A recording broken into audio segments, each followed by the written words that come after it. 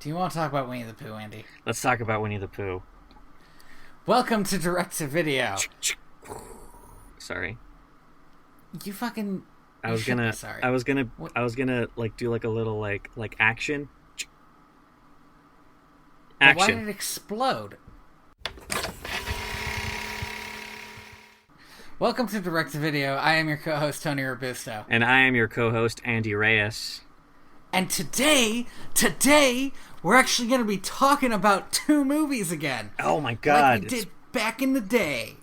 It's been so long. And we're long. And we're doing a deep pull. I mean, not that deep of a pull, but we're doing a pretty deep pull. Because we watched Winnie the Pooh, The Many Adventures of Winnie the Pooh, which was created in 1977, and its direct sequel, Winnie the Pooh, which came out in 2011. Winnie the Pooh. So many memories. Did you read those books as a kid? Yeah, I actually still own 2 hardcover copies of House at Pooh Corner and Winnie the Pooh. Just that. I think it's the third book is just called Winnie the Pooh. I believe it is. When I was little, my dad used to read me Winnie the Pooh out of these like tiny individualized storybooks. Yeah. Released as a collection so that you could read just the one story at a time. Yeah. And then I don't know what happened to those books. There were 9 kids in the house. They're gone now. Yeah, I understand. But when I got older, I realized that like I didn't own a copy of any of the Winnie the Pooh books, and that weirded me out. And so I bought online like a treasury, and it's not that big, a treasury of like every Winnie the Pooh story. And I sat down and read those like a few years ago, and they hold up. Yeah, I think I was talking to you about that when you did that a couple years ago, because when you told me, I had told you that I also just reread those stories. Mm-hmm. Like we both, like at the same time, were just like I had this deep pull to reread those stories. Independently go and read Winnie the Pooh. Yeah. Yeah, and I actually bought one of my current hardcover copies at a used bookstore in that period. Because I found, I found the House at Pooh Corner, and then like a couple days later, I was at a used bookstore and I saw Winnie the Pooh, and I just grabbed that, bought it instantly, and then kept browsing the store with like a copy of Winnie the Pooh tucked under my arm that I had just bought. Winnie the Pooh is such a weird thing historically. Winnie the Pooh was created by A.A. Milne with a lot of that creativity also coming from his son, Christopher Robin Milne, who is the namesake of the human character in the stories. But not only namesake, he is supposed to be the human character. Yeah, like it is him. It is actually literally him. But the thing about it is like A.A. Milne was a playwright and a novelist. And after writing, he stopped writing Winnie the Pooh because his son had kind of grown out of that phase of his life where he played with stuffed animals, and because his son was his primary like inspiration for doing those stories, he just finished writing them and like immediately sold the rights to a publishing company, saying, "You take care of it. I don't want people talking to me about this shit anymore." Really? Yeah, like it's such a weird a weird thing to me. He like washed his hands of Winnie the Pooh? Completely. That's wild. Now, him selling the publishing rights does not mean that the rights to the actual books weren't his. Right, he was still making money off of what they were selling, right? Yeah, yes. And not only that, he actually, like, him and the illustrator, E.H. Shepard, got almost even pay for each of the books because A.A. Milne actually attributed the book's success to E.H. Shepard's illustrations. That is very unusual in the world of children's books. Right? Yeah. Like, usually you'll have either, like, a writer-illustrator doing the book all on his own or a writer fucking over an illustrator. But or just a publishing company fucking over the illustrator because they don't see that person as important. Yeah, which is like that's a whole like illustrators are a dying breed of people, and we need to take care of them because they're important, because illustrations are beautiful. But the funny thing is E.H. Shepard also washed his hands of the book series. Jesus. But I feel like both of them, like, and they did, it's not that they hated the book series, it's just they were adults with careers. They were both established in their field, and to both of them, this, like, series of children's books was kind of a side project. Mm-hmm. That E.H. Shepard did as a favor because he was friends with the guy that A.A. Milne knew, and A.A. Milne wrote them because he was just struck inspirationally to write it. But once it was done, for both of them, it was kind of done forever. It's crazy to me. Like that is so wild to me. Like, not, I don't know, almost not taking pride in it, and I'm sure they did individually take pride in this thing that they made. But to think that it might not have been very important to them, when I do genuinely think that this is the legacy they left on the world, is Winnie the Pooh. Probably more than anything else they did, any individual thing they did. Yeah, I'm not comfortable enough with A.A. Milne's, like, body of work, but I agree. Well, it's just that every kid will have heard a Winnie the Pooh story at some point during their childhood. At least in the Western world, and that's a lot of people. That is so many people. Mm-hmm. And I think it's really interesting because A.A. Milne pretty much shared credit of the book series with E.H. Shepard, because I noticed this when watching The Many Adventures of Winnie the Pooh and the 2011 remake, is that both A.A. Milne and E.H. Shepard are credited. Mm-hmm. And, like, you don't see that often. Hans Christian Andersen isn't credited in the Little Mermaid movie, right? Usually when a movie adapts something, it's only until very recently that you had to kind of accredit the creators of the character. Like, you hear the story that, like, Bob Kane screwed over the illustrator of the original Batman comic, and it's only been, like, recently that illustrator has been credited as creating Batman in movies. Jeez. I think his name is, like, Bob Kane and Bill Finger? That doesn't sound right. Bill Finger. Oh, it is Bill Finger. Wow, I fucking nailed that. I'm super proud of myself. Good for you. But Winnie the Pooh and accrediting writers and illustrators. Yeah, like, there's a whole good discussion about just, like, and not only just accrediting, but also just what a legacy is, because I can easily say, having looked at E.H. Shepard's other illustrations, that his Winnie the Pooh illustrations have a certain composition to them that, to me, is more beautiful than any of his other work. That's funny because Disney, one of the things they did is completely redesigned all the characters.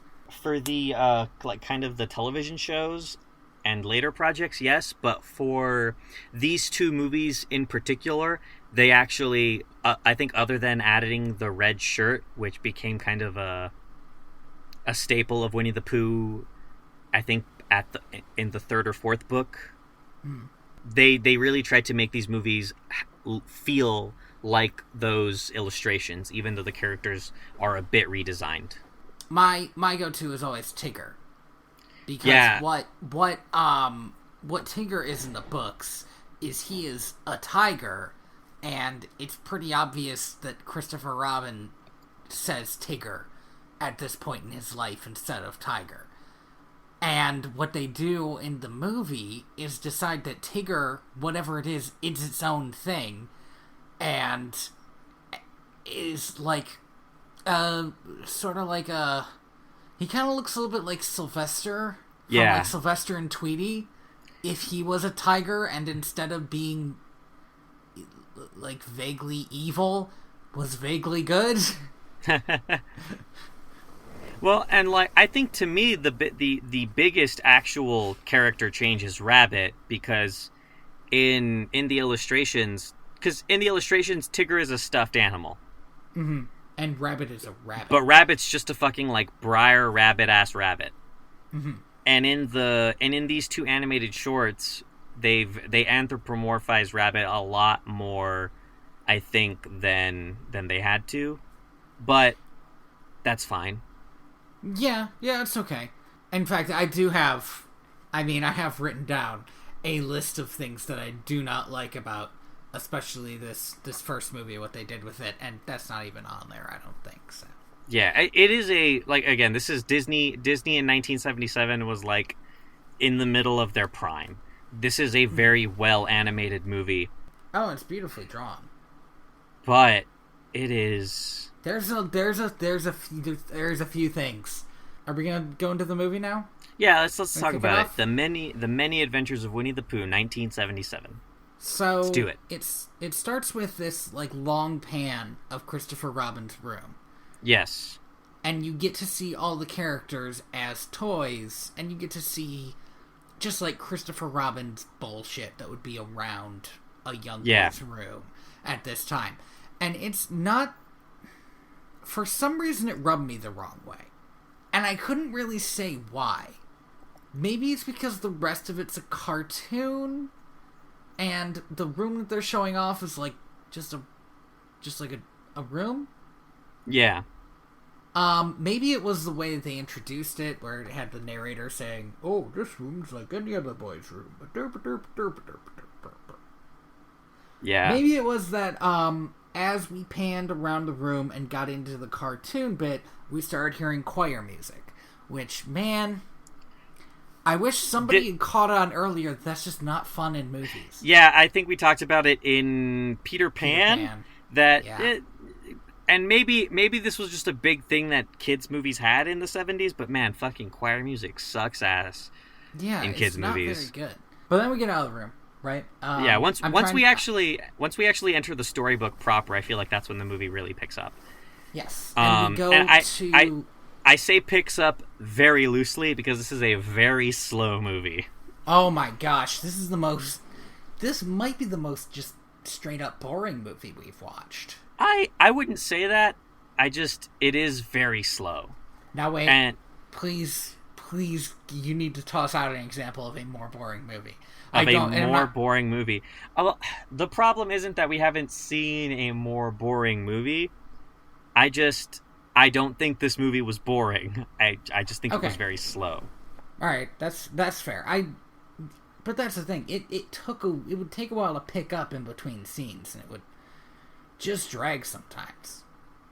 And then we see what I have dubbed the Pooh clock, which I was very proud of when I thought of it. It's a cuckoo clock with Winnie Pooh in it. Yep. It's adorable, and it wakes Pooh up, and he starts doing his morning exercises, which is some straight up body horror shit. Where he turns his head all the way around, and a thread comes loose on him, and he ties it back up. Yeah, I was watching this thinking, they thought this would be cute. And I can see where they thought it would be cute. And I can see where it stopped being cute. Like, I am not real stressed by that kind of stuff. But if I was, I think that would have gotten me. I think the head spinning around was, for me, the point where it was too much. Well, it's like that. It made me think of that scene in Toy Story, right? Yeah. And that scene is supposed to scare the kid. We can see everything. So play nice. I think that's the most terrifying Tom Hanks has ever been in his life.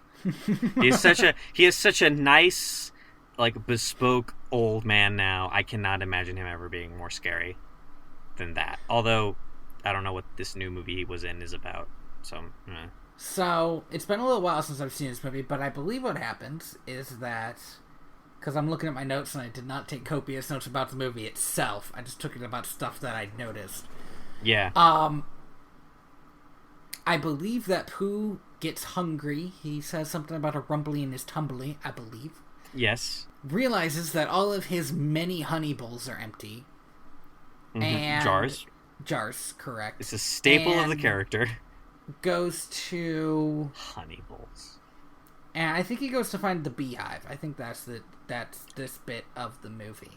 And the thing about this movie, which isn't exactly a bad thing, but it's definitely sort of a staple of the time, is that you can see the animated stuff like they're interactive objects in like an old Monkey Island game. Yeah, like definitely that. And I do think a big part of that is just the limits of animation at the time. Mm-hmm. Right, you can either have... They could have done everything animated and that would have been insane. or they could have this background and then animate the stuff on top of it. Yeah, that would have been Sleeping Beauty, which is insane. Gosh, like every frame repainted is not fun.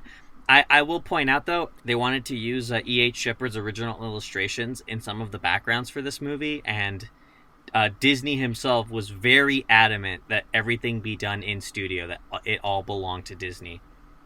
Huh. So, yeah. And so I do want to point out, by the way, that The Many Adventures of Winnie the Pooh, even though it came out in, like, 1978, I think, it's actually 3, like, animated shorts that were kind of strung together into a film. And those came out in 1966, 68, and 74, respectively. Okay. Which explains a lot of, like, the weird kind of design choices made in the third right, and why story compared to the first two. Mm-hmm. We see Eeyore, and Pooh says good morning, and Eeyore says, if it is a good morning, which I doubt. Which is just perfect. I remember when I was a kid, I found Rabbit irritating and Eeyore annoying, but as an adult, I just really feel for both of these characters. Like, so much. I genuinely think I always liked Eeyore. Which is strange because he's such a party pooper. And I really do identify with him now when, like, if I am at a party, I will be the sad person at the party who is, like, okay to be there because he's with his friends, but kind of wants to be anywhere else. And I feel like that's what Eeyore is all of the time. Yeah, he enjoys being with his friends, but you get the sense that he's doing this because they're his friends, not because he wants to. He enjoys being with his friends, but at the same time, he doesn't enjoy anything, really. Yeah. But God, I love Eeyore. And Rabbit. Yeah, Rabbit, besides Kanga, who is scarce in most Winnie the Pooh stories, is kind of the only adult around.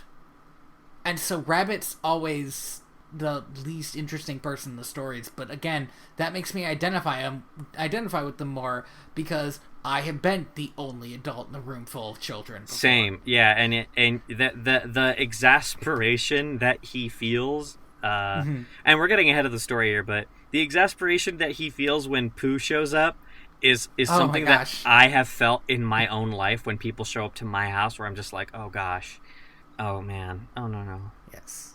So Pooh sings a song, which I don't remember, but I have written down here that I didn't like it. So that's where we're at.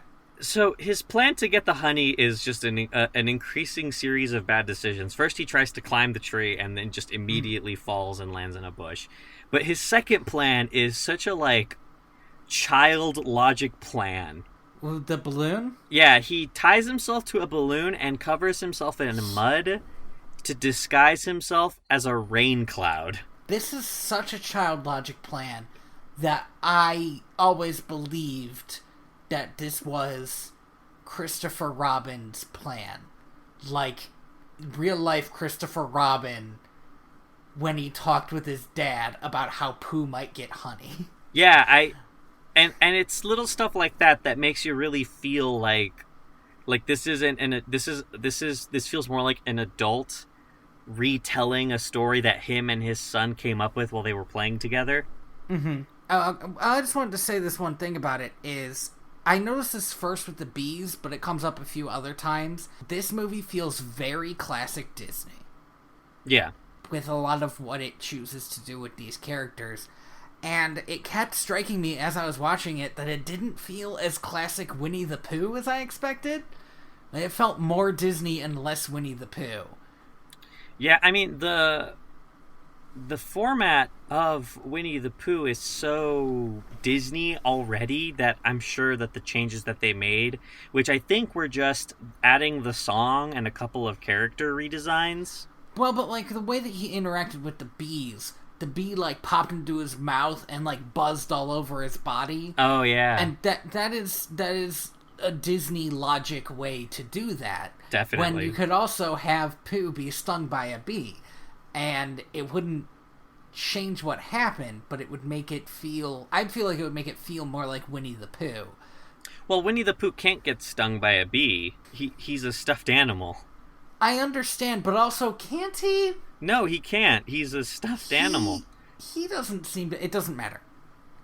You're right, but Pooh does a lot of stuff that a stuffed animal can't do. Well, yes, but you have to remember that like this is a stuffed animal who's being like who is being like brought to life by this child's imagination, right? The adventure not ending in getting stung by a bee is like kind of a downer. Well, I feel Pooh like got stung by a bee. Now Pooh has to grab his stuffed EpiPen and shove it into his leg while we call the ambulance so that he doesn't die of anaphylactic he's shock. A stuffed animal. He's just he'd get like a red welt on his nose and he'd slap his hands over it and he'd fall down the tree. See, that actually feels more Disney to me. Than the bee flying inside of him? Yeah, like having getting stung and having like a throbbing red nose. That's like a scene from an actual thing. Yeah, I know, but I feel like I'm thinking in like cartoon logic, but I feel like that whole bee flying inside of his body and buzzing around, that's like, I mean, that's from old Mickey Mouse cartoons. Yeah, like, there's definitely. a scene where Donald Duck does that and he's like swatting himself the whole time. I'm not saying it's bad or anything, it just doesn't... It's this era of Disney animation. That's a visual. That's long and short of it. Like visual gags in animation have changed a lot since then. I don't think an animated cartoon would do a joke like that because of how much it would cost to animate it. I just don't think it's very funny. If only because it's this joke that's been told a million times by now. Well, by now, but in 1977. I mean, I definitely not even 77, found it entertaining 66. the first time I saw it. Yeah, exactly. That's not what I'm saying, but I think by the time Winnie the Pooh came out, it was already a joke that had been told. Well, I mean, by the time Winnie the Pooh came out, animation had only existed for 40 years. This doesn't matter. We're getting off track. There are other bits where it gets more Disney than Winnie the Pooh. I'll bring it up then. All right. Talking about Gopher. I want to talk... Gopher? Oh, Gopher. Gopher's when it gets way more Disney than Winnie the Pooh. They do that joke, I think, 3 times, and every time I found myself chuckling at it. Like, are you serious? Yes, I fucking... Oh my god. Alright. I love it. Alright. So Pooh goes to get the honey from the tree. And fails. He just fails. Do they pop the balloon? I don't think they actually do. No, I think the balloon comes loose. Yeah, and he falls in the mud. Well, no, it runs out of air. Oh yes. He like rides it down as it's like blowing. Yeah, as it's blowing around, and then I guess we go to this. Must be the next short, right? Because he goes to see Rabbit. No. This is still all the first short. This is all the first one? Yeah. Okay. So, Rabbit, this scene with Rabbit, like, epitomizes my relationship with so many of my friends. Like, okay, perfect. Just like Pooh goes to Rabbit's house because he knows that Rabbit stores honey. Mm-hmm. And there's this amazing, like, dialogue where Pooh says out loud what he knows Rabbit's going to do when he gets there. And in his head, that's just how Rabbit is, but when Rabbit acts it out, you could tell that this is like he's being courteous, but also he really doesn't want to be doing this again for who knows how many times it's happened. Because at first it seems kind of rude that he won't give Pooh any honey. And then it's revealed that either because Pooh eats so much honey, or because Rabbit is accommodating, he just eats all of his honey that he has in the house. And that leads to, I think, my favorite line in this short, which is where Rabbit asks Pooh if he would like some more honey, and Pooh's like, "Do you have any more?" And Rabbit's just like, "No." And then Pooh runs into his second problem. Yes, and this is probably the most iconic scene. This might be the most iconic Winnie the Pooh story, and or the most iconic Disney adaptation of Winnie the Pooh. Yeah, definitely. Which is Pooh getting stuck in Rabbit's tree. Back door. Front door. It's the front door. Yeah. His back door is bigger, which is weird. His back door is an actual door. But it's an actual door that he could have left out of the whole time. But his front door is like a rabbit's burrow, which makes sense that he would think of it as his front door. But yes.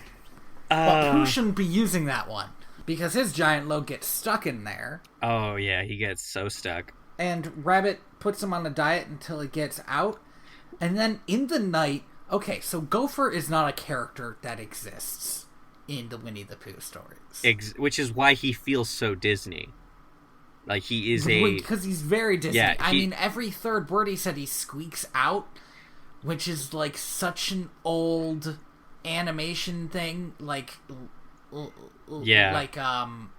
Porky Pig stutter. Yeah. Or I'm trying to remember which of the dwarves did something like that. I think it was Doc. Yes. The point is, that's such an old animation thing that we don't do anymore, and it's an old Disney thing. And Gopher talks to Owl, and he makes jokes about, like, fucking being in the white pages. And what? Why is this character in this fucking movie? Because he doesn't do anything to change the story, which is kind of important. But on the other hand, he also makes the joke that these 6-year-olds who are watching this movie don't fucking get. I feel like Gopher is kind of an antithesis to Owl in a lot of ways, because Owl acts smart but isn't actually. He's like he pontificates, but there's no substance. Because he's what a child thinks a smart grown-up sounds like. But Gopher is a thing about Owl. Yeah, right. But and we're going to talk about that, I think, so much when we get to the next movie. But Gopher is actually an adult. Like, he's every line that comes out of his mouth is something that an adult writer would write. That's why there's no reason for him to be here. Yeah, it's like how there's you never see a full adult in Peanuts. Exactly, because that they don't fit in the panels. Gopher does not fit in this world. Which I find it very ironic. The most adult person in Winnie the Pooh is Christopher Robin. And it should kind of be that way. Well, no, that's not true. Kanga. Yeah, but Kanga defers to Christopher Robin. True. This is true. A lot of complex relationships in Winnie the Pooh. But yes. But I do find it really there's like the exchange he has with Owl, I find genuinely, like, pleasing to listen to. This is baffling to me. Like, how much is it gonna cost? About 7 sticks of dynamite. No, I meant the price. Well, it's gonna cost you it's gonna cost you. I only take cash. And then he leaves. Like, I found this entire, like, joke way funnier than I fucking should have. But there was no reason for this to happen. Like, when he shows up again later, he mentions that he's taking a break from his swing shift, which, like, what the fuck? Child knows what a swing shift is. I don't know what a swing shift is. I'm a grown-ass adult. Oh, fuck, what a stupid character. And I like Gopher, I think, more as an adult, but Gopher does not fit, and that's very important, and that's something that I'm going to talk about, I think, when I get to, like, my end rant that I have prepared. So Rabbit can't push Pooh out. They can't afford to have Gopher blast him out with dynamite. Which is good, because Pooh would have died. Pooh would have died. I wish. My whole life, I've had to live with realizing that I will never be able to do a Winnie the Pooh impression, and that makes me sad. In between, so there's like a montage, kind of like time passing.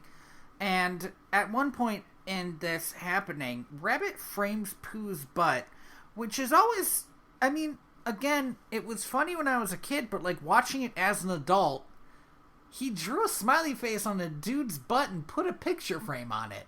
Like, I am proud of this thing I made. He even gets mad at Pooh for giggling and ruining the smile. Like, you're riding on him. This was... You're adding a permanent weird addition to Pooh's butt because you needed to make him fit a bit more with the aesthetic of your home. I mean, it's beautiful in its own way, but really fucking struck me. So, sometime after all of this, Rabbit realizes that I'm going to read this sentence just off of the Wikipedia page because I love it so much. Oh boy. Rabbit wakes up and discovers that Pooh's fat bottom has slightly shrunken. Jesus. Good. Fucking Wikipedia, you get on your style guide. You cannot have that sentence. But yeah, the whole gang gets together and starts pulling on Pooh, realizing that they're like, this is it. They're gonna finally be able to get him out. Mm-hmm. And like a cork being released off of a wine bottle, they fire him into the sky. Yes. Does he land in Owl's house? No, he lands inside the honey tree. In the honey tree, and then that's where that one ends. And and that's where the first short ends with him telling them that they can leave him up there for a bit longer as he just like scoops up this honey. But I want to blame Winnie the Pooh for ruining what my perception of honey looks like, because honey does not look as good as it looks in this cartoon in real life. Yeah, but real life honey is very good. I don't. It's got a flavor to it that I can't stand. Oh, that's too bad. It's got like a big part of that's because my mom used to make like this like honey tea for when we had sore throats and stuff, and it tasted really bitter. So maybe you associate it with being sick. Well, my biggest problem with it was that it just tasted so bitter. But so when I tried like regular normal ass honey, yeah, it's sweet, but the taste is the same, which is weird. Yeah, okay. Yes, because honey is not in itself bitter. I have a couple notes here that I didn't quite get to because I wasn't sure where they went in. When Gopher comes back, does he break the fourth wall? I think so. He probably does. If any of the characters is going to doing that, they actually start. I think they really do that in the final short. Oh yeah. And the way they break the fourth wall really fucking bothers me, especially because in the next movie they do it a lot better. As they go on, they focus a lot on the idea that this is happening inside a book and that the characters can interact with the paragraphs and the sentences and the story itself. But it's done so poorly in this older one. And I hate it every time they make reference to the book. Yeah, I feel like the choice of really focusing in on the book happening in the second and going to its fullest extent in the third short just makes the movie feel way more disjointed than it otherwise would feel.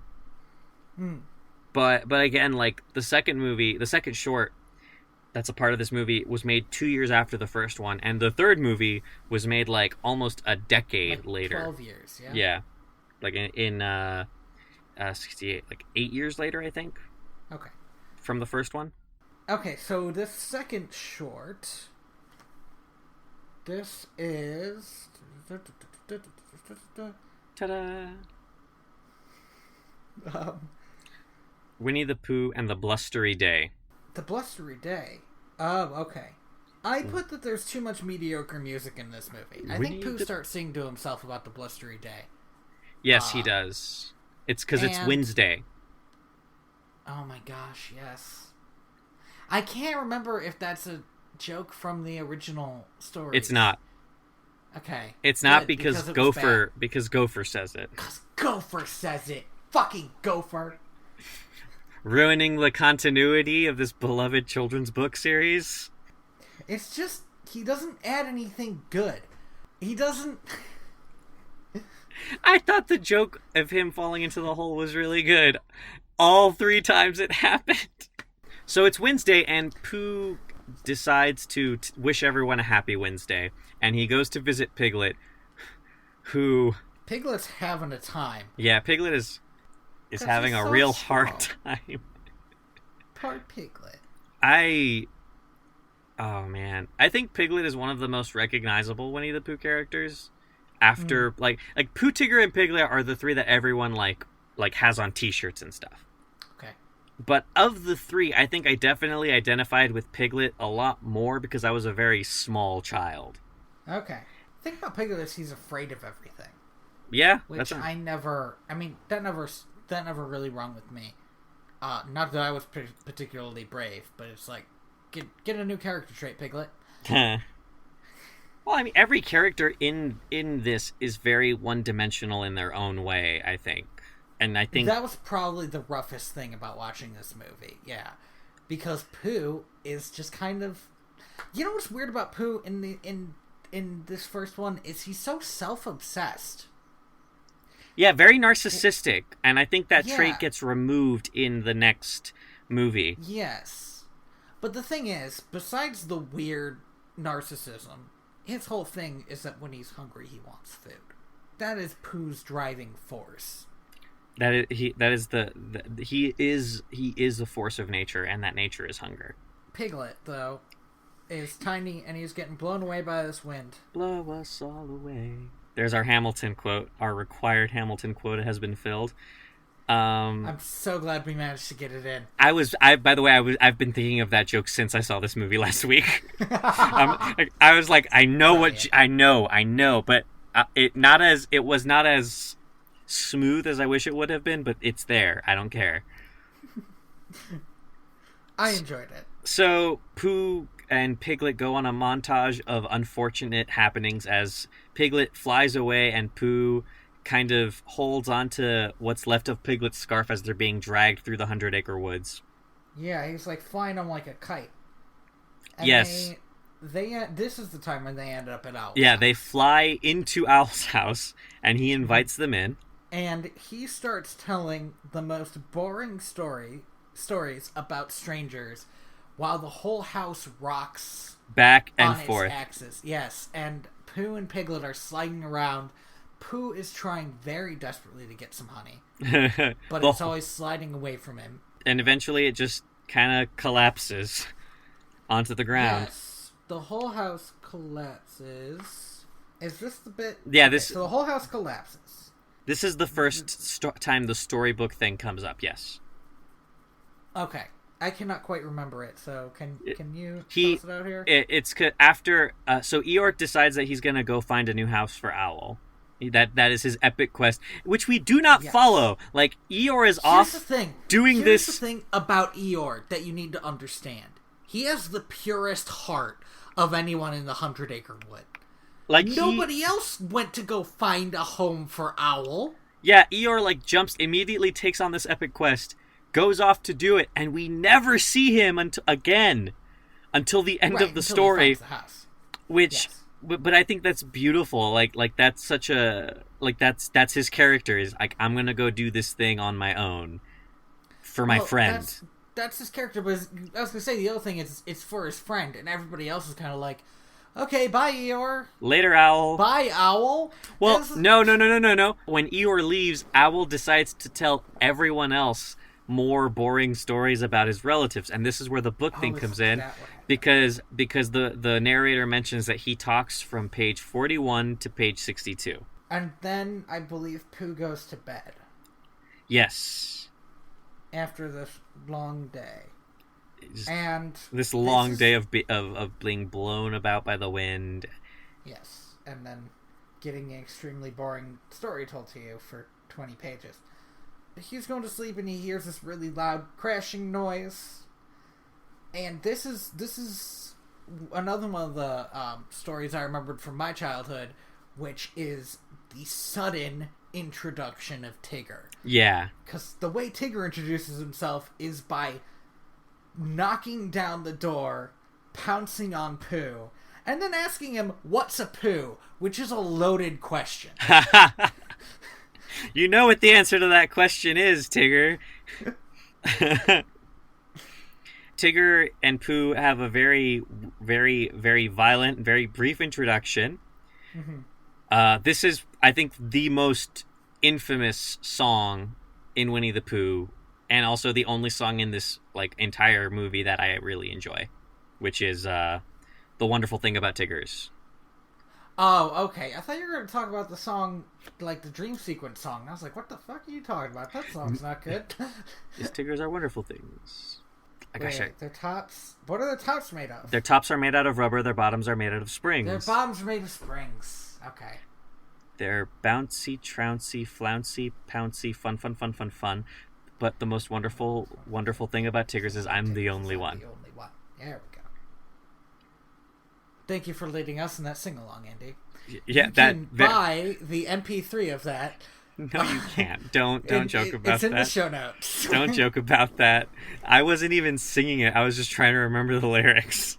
But yeah, like I sang along with that song when I was watching the movie because like that's what I did as a kid, right? Like it's the song from Winnie the Pooh. I mean, I remember like 3 other songs from Winnie the Pooh, but that's the big one. I think my favorite thing about this... I have a note here that says, why is everyone so bad at mirrors? And I don't remember what that is, except I think Pooh might point a gun at a mirror at one point. Yes. Oh. And then he sees that it's him. He sees that it's him, and then he starts talking to his reflection like it's another person. Yes. Which is kind of sad, I guess. Well, what I wanted to talk about... It's a good thing Piglet moves in with them, because he's going nuts. Yes, the dementia is really getting to that old bear.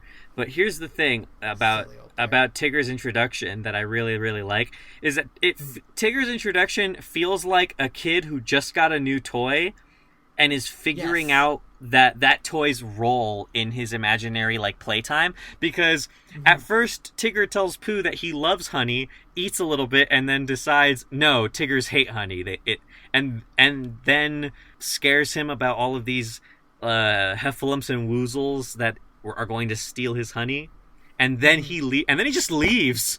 And then Pooh, having been told about heffalumps and woozles, and being for some reason that it's because he's a narcissist who only loves honey, terrified that his honey was going to be stolen by anyone. That his honey's going to be stolen. He has a nightmare sequence that is like something out of one of the darker parts of Dumbo. This is very 1970s acid trip Disney.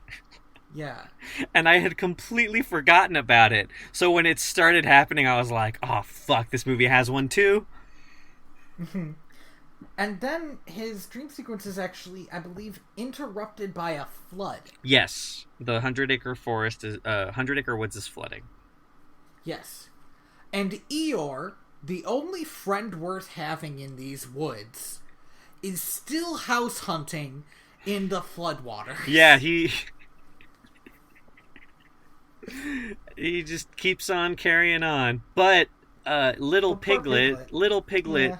And I think is one of the funniest visual gags of the movie, where he keeps trying to bail the water into like pots and pans, and then they sink once they get full, until eventually he's dragged out of his home on nothing but a chair. Pooh, on the other hand, has moved all of his 10 honey pots, the only objects of importance in his house, and himself onto a tree branch. Yes, that's right.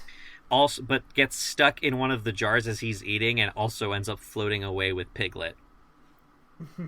And like we said before, this is especially true here. He's so self-centered in this movie. He genuinely seems to care about his honey more than Piglet at this point. Yeah, it very much seems to be so. So everyone else in the 100 Acre Woods is at Christopher Robin's house because it's the highest. It has the highest ground of the whole forest, and they find Piglet's like little bottle note that he wrote before he got kicked out of his house by the floodwaters, and they decide to send Owl of all people to let Piglet know that help is on the way. Here's the thing. Owl can fly. This makes sense. Right? Now, if Owl was also somebody who like was intelligent. I don't know, was ever had an independent thought that was useful. He might be a good person to send along. The entire time this scene was happening, all I could think of was just carry them away. You're a fucking owl. You're a bird. The best part is Piglet and Pooh and Owl all fall over a waterfall, and Owl flies down. Like a fucking asshole. Stay with his friends, Andy. Like a fucking asshole, he gently flies down and lands on Pooh, and both of them are like, well, where the fuck is Piglet? I was trying to think of what that visual reminded me of. Do you know what it reminded me of? What? The part in The Lion King where Simba's caught in the stampede and Zazu finds him. Zazu can't do anything because Zazu is tiny. Yes. And it's not the same thing. Owl is massive. He's like one of the biggest characters. Oh, fuck. So everyone thinks that Pooh rescued Piglet, and they decide to throw a party celebrating that event. And this is how you know Pooh is Christopher Robin's favorite toy. Yes. Like, at the end of the day, like, all of the weird things all the weird logic and intrinsic plot points of this all kind of go back to the fact that this is a kid playing with his toys and having a good time and telling this story. Mm-hmm. Because the idea that after all of these amazing things happen, everyone just goes, yay, Pooh did it, is such a, like, 5-year-old thing to do. Yeah, that's baffling. But that's child logic. That's where you go with it. Exactly. And I believe that's when Eeyore shows up. Yes. And he says something like, yay, Eeyore. Yay, Eeyore. Eeyore did it. And he goes and shows them that he found Owl his new house, which is Piglet's house. And Piglet, could definitely live in the house with Owl. Owl definitely knows this is Piglet's house. Everybody, except possibly Eeyore, because I genuinely don't think Eeyore would do this to his friend Piglet, knows this is Piglet's house, and nobody says anything. Yeah, like this very much feels like such a social faux pas. Yes. And nobody wants to speak up. And then Pooh says Piglet can live with him, so it does work out, because Piglet is quite small, and he can live basically wherever. Yeah, like, seriously, he could live inside of a cup. But it's... Or a teapot, perhaps. Yes. That was a reference to something that we actually didn't mention, which is that he ends up in a teapot. Yes. But, so Christopher Robin decides to throw 2 hero parties. Could have just done the one. Yeah, I mean, seriously. For Eeyore, the real hero. The real hero. Actually, Pooh did let Piglet live with them last minute, which is pretty cool. Yeah, it's like the least selfish thing he does in any of these stories. Right, and so we end at the party, and now we're at the final story. Yeah, and now we're in the final story, which is about Rabbit being mad that an apex predator slightly inconvenienced him. I mean... That's what it's about. It's like Rabbit trying to dig up his root vegetables, and a fucking tiger shows up and hops. And Rabbit's like, ooh, that tiger, instead of, oh my god, a tiger, which he should be happy. Now you have to remember that Rabbit is a real rabbit, but Tigger is a stuffed animal. Remember that. I understand. So what is happening is this very real rabbit who is trying to survive is interrupted by this fucking stuffed-ass animal who won't let him store food so that he doesn't die in the winter. Rabbit's life is hell. Rabbit being the only real animal, it makes his life so much harder. Because that's not just Tigger that does that. That's every other character who does that. There is... They don't realize they don't need to eat. There is... I remember the Winnie the Pooh, 90s animated show, which I grew up with. There's a story where Tigger pretends to be like a Zorro kind of superhero. And he keeps trying to help everybody, but what in reality, he's actually been making everybody's life a lot worse. Mm. And everybody, kind of runs him out of the 100 Acre Woods, and he realizes that he made all these mistakes. But then all of them end up in very real danger, and they beg him to help him, and he realizes, this is my chance. This is my chance to be a hero. And he dresses up, and he, I don't even remember what the problem is, but I remember at the end everyone going, oh, thanks, Tigger, you're the best. Okay. There was no point to this tangent. I just really remembered this story from this old TV show, and I wanted to tell it. No, that's fine. I'm into it. The Tigger story I remember from the old TV show is about him not wanting a bath, so it's not as good, I think. I remember that one too, actually. Yeah. Yeah. I specifically remember that throughout the whole episode, he says that if you take a bath, that's the end. And the joke was that he took a bath at the end of the episode. It's like a fucking monster at the end of the book thing. Yeah, Winnie the Pooh, I think, has some genuinely clever, like, fourth wall breaking bits, which is so weird to me. Like, even the books have them. So Tigger, But so what happens is Rabbit's like trying to plant stuff or harvest stuff, and Tigger keeps interrupting him and bowling him over. So he comes up with the most insanely devious and shitty plan. This is the shittiest thing you could do to a person. Also, I just have this written down here. Oh yeah, I remember. Tigger invented cell phone lingo. Did you realize this? What do you mean? He goes TTFN, ta-ta for now. That was ad-libbed by the voice actor. You know that? Are you serious? Yeah, like that and his laugh, the hoo-hoo-hoo. That's all. That's so funny because Paul Winchell, I think his name is. This was 70s, and this was like way before anybody would genuinely do this often. I mean, obviously people do, but I find that really entertaining that he just threw it out there. By the way, I just looked up the voice actor for Tigger because I wanted to know, know if maybe he'd done anything else, and he was a fucking ventriloquist.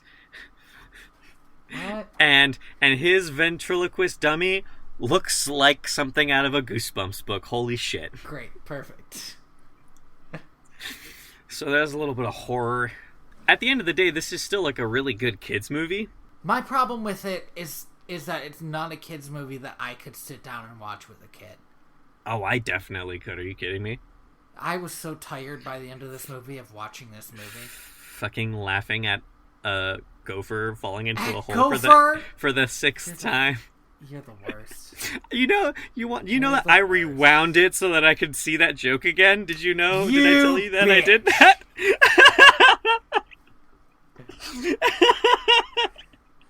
You're gonna die sad and alone, Andy. Oh, wow, that's a bit harsh, but yeah, probably. Okay. Sorry, I got super real there for a second. I did it. I rewound it every time. Oh my god, you're the worst. Like, it really fucking got me, man. I think what it was is his yell. Like, that voice actor's yell is just very good. It's a good yell. So Rabbit's plan is to straight up just abandon Tigger in the woods and then and maybe find him tomorrow so that maybe Tigger will stop bouncing on people, which is is a plan so full of holes. There's so many holes in it, and one of them is just straight up, hey, did you not realize how incredibly cruel that is? That is disgustingly cruel. Like, Rabbit, that is the worst thing you can do to another person. That's not true. I mean, that's not true. We're gonna murder Tigger, and he'll never bounce on me again. Wear him like a suit. I think that's the plot of the Tigger movie. It's super not. No, it is. They wear Tiggers like suits.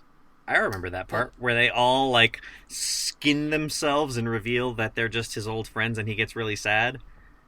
Oh my god. Yeah. Like, yeah, right? Well, now that you think of... We should watch the Tigger movie and Piglet's Big movie, because those are both, like, so adjacent to each other in my mind. Or we could finish talking about this movie. Well, yeah, we'll do that. Let's do that. So they abandon Tigger and hide in the log, and Tigger, after not being able to find them, just goes home? Right, because Tigger fucking knows where he is and what he's doing. The people who don't know where they are or what they're doing... Pooh, Piglet, and Rabbit. They just get lost in the woods for a while. This is another one of my favorite lines in this movie where after they've been walking in circles and they keep ending up back at this same sand pit, and Pooh suggests that maybe instead of trying to find their way home, they try to find their way to the sand pit so that they end up at home instead. That one got you, huh? I fucking just like kid logic to me is like the best thing in the world, and that is such a good example of it. I think here's why I didn't find it funny. And it's not because it's not funny, it's because like I read a lot of fantasy. Yeah. And in a lot of fantasy, that'll be what you're supposed to do. But fantasy sucks and is dumb. Hey Andy. Come fight me. Why don't I tell you what happens to Taco? Okay, wait. Wait. Shit. But that's different. That's good. And is there... No, I'm going to tell you what happens to Taco, and so you come out here and fight me. And therefore, it's not fantasy, because it's good. You motherfucker. I have a lot of conflicting opinions about fantasy. But weird conflict. You like Dune. You keep on trying to get me to read Dune. Because Dune is so fucking good. It's, like, so good, though. So, after being lost for fucking ever... Yeah, okay. Pooh and Piglet decide to follow Pooh's stomach. Which will always find its way to honey, I believe, is the idea, right? Yeah, because his tummy knows where home is, because home is where the honey is. Yes. And Rabbit...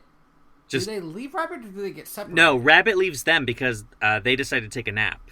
Okay. And I believe Pooh and Piglet meet up with Christopher Robin?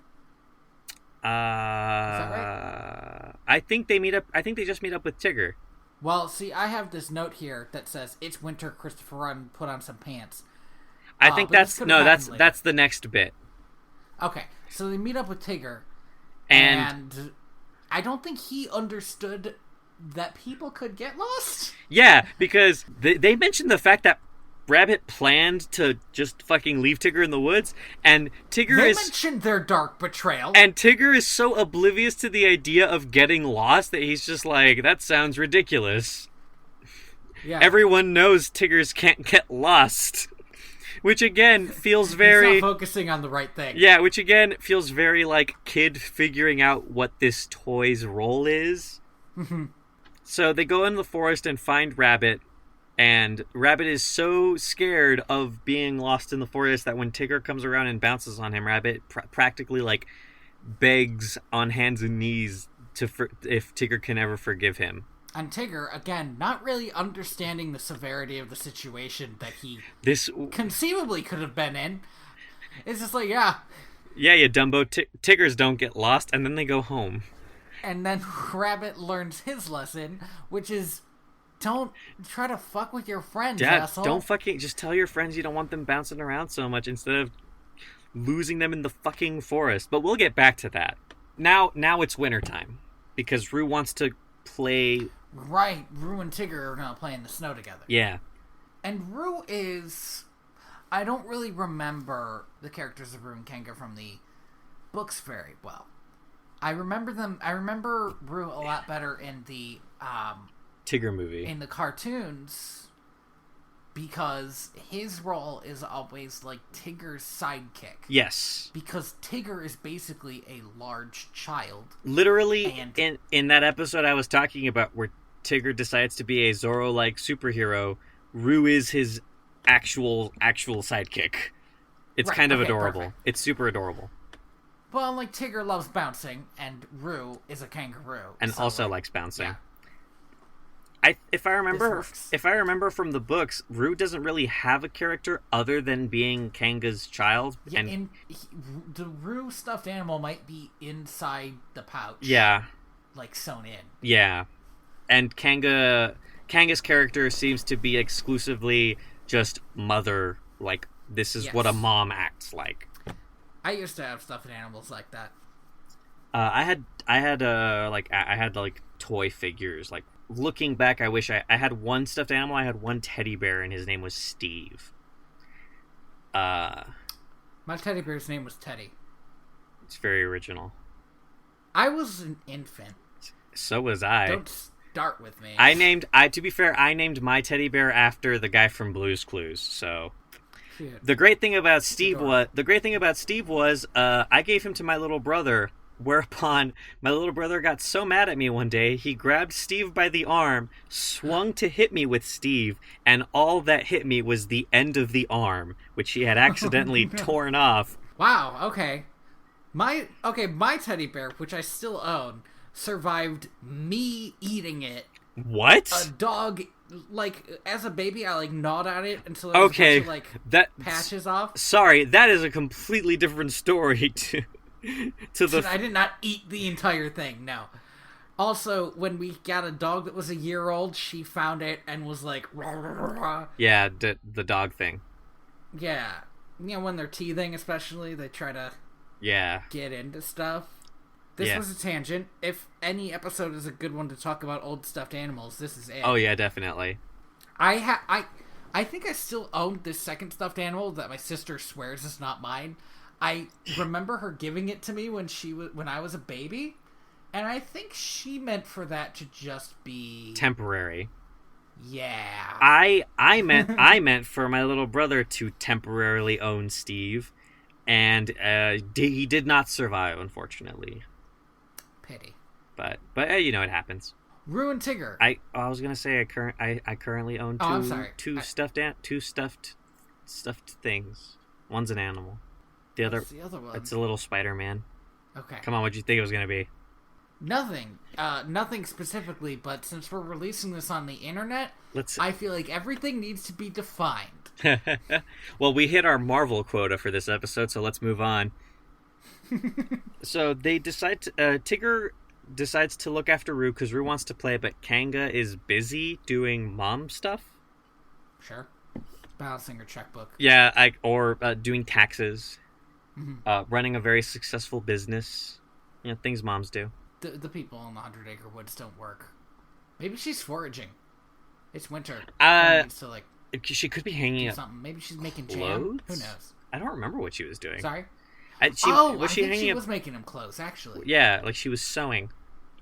Did I say? Yeah. I think I might have said hanging up, but I meant to say making. Whatever. I think she actually makes him a scarf in that scene. Is what happens. I think she makes that scarf and then puts it on him. Yeah. But so Tigger, which I have always loved, because not that many people wear scarves in the winter. Yeah, I do. But I have always loved in cartoons. You know, cartoon characters always have this one costume that they wear, this one thing that they wear. Yeah. And what they always do in the winter is just put a scarf on them. And I fucking love it. It's so stupid. There's no reason for it. I'm wearing tank tops and some bright blue shorts, but it's winter, and you know because I'm wearing this scarf. Well, Christopher Robin. Christopher Robin's wearing like a jacket and a scarf and his tiny little short shorts. I don't want to talk about Christopher Robin's short shorts. In fact, I was hoping we could go the entire episode without talking about how ridiculous Christopher Robin's outfit is. Well, it's the middle of winter, and he should be said that he should be wearing pants at least. So Tigger decides to take Rue ice skating because they see Rabbit skating.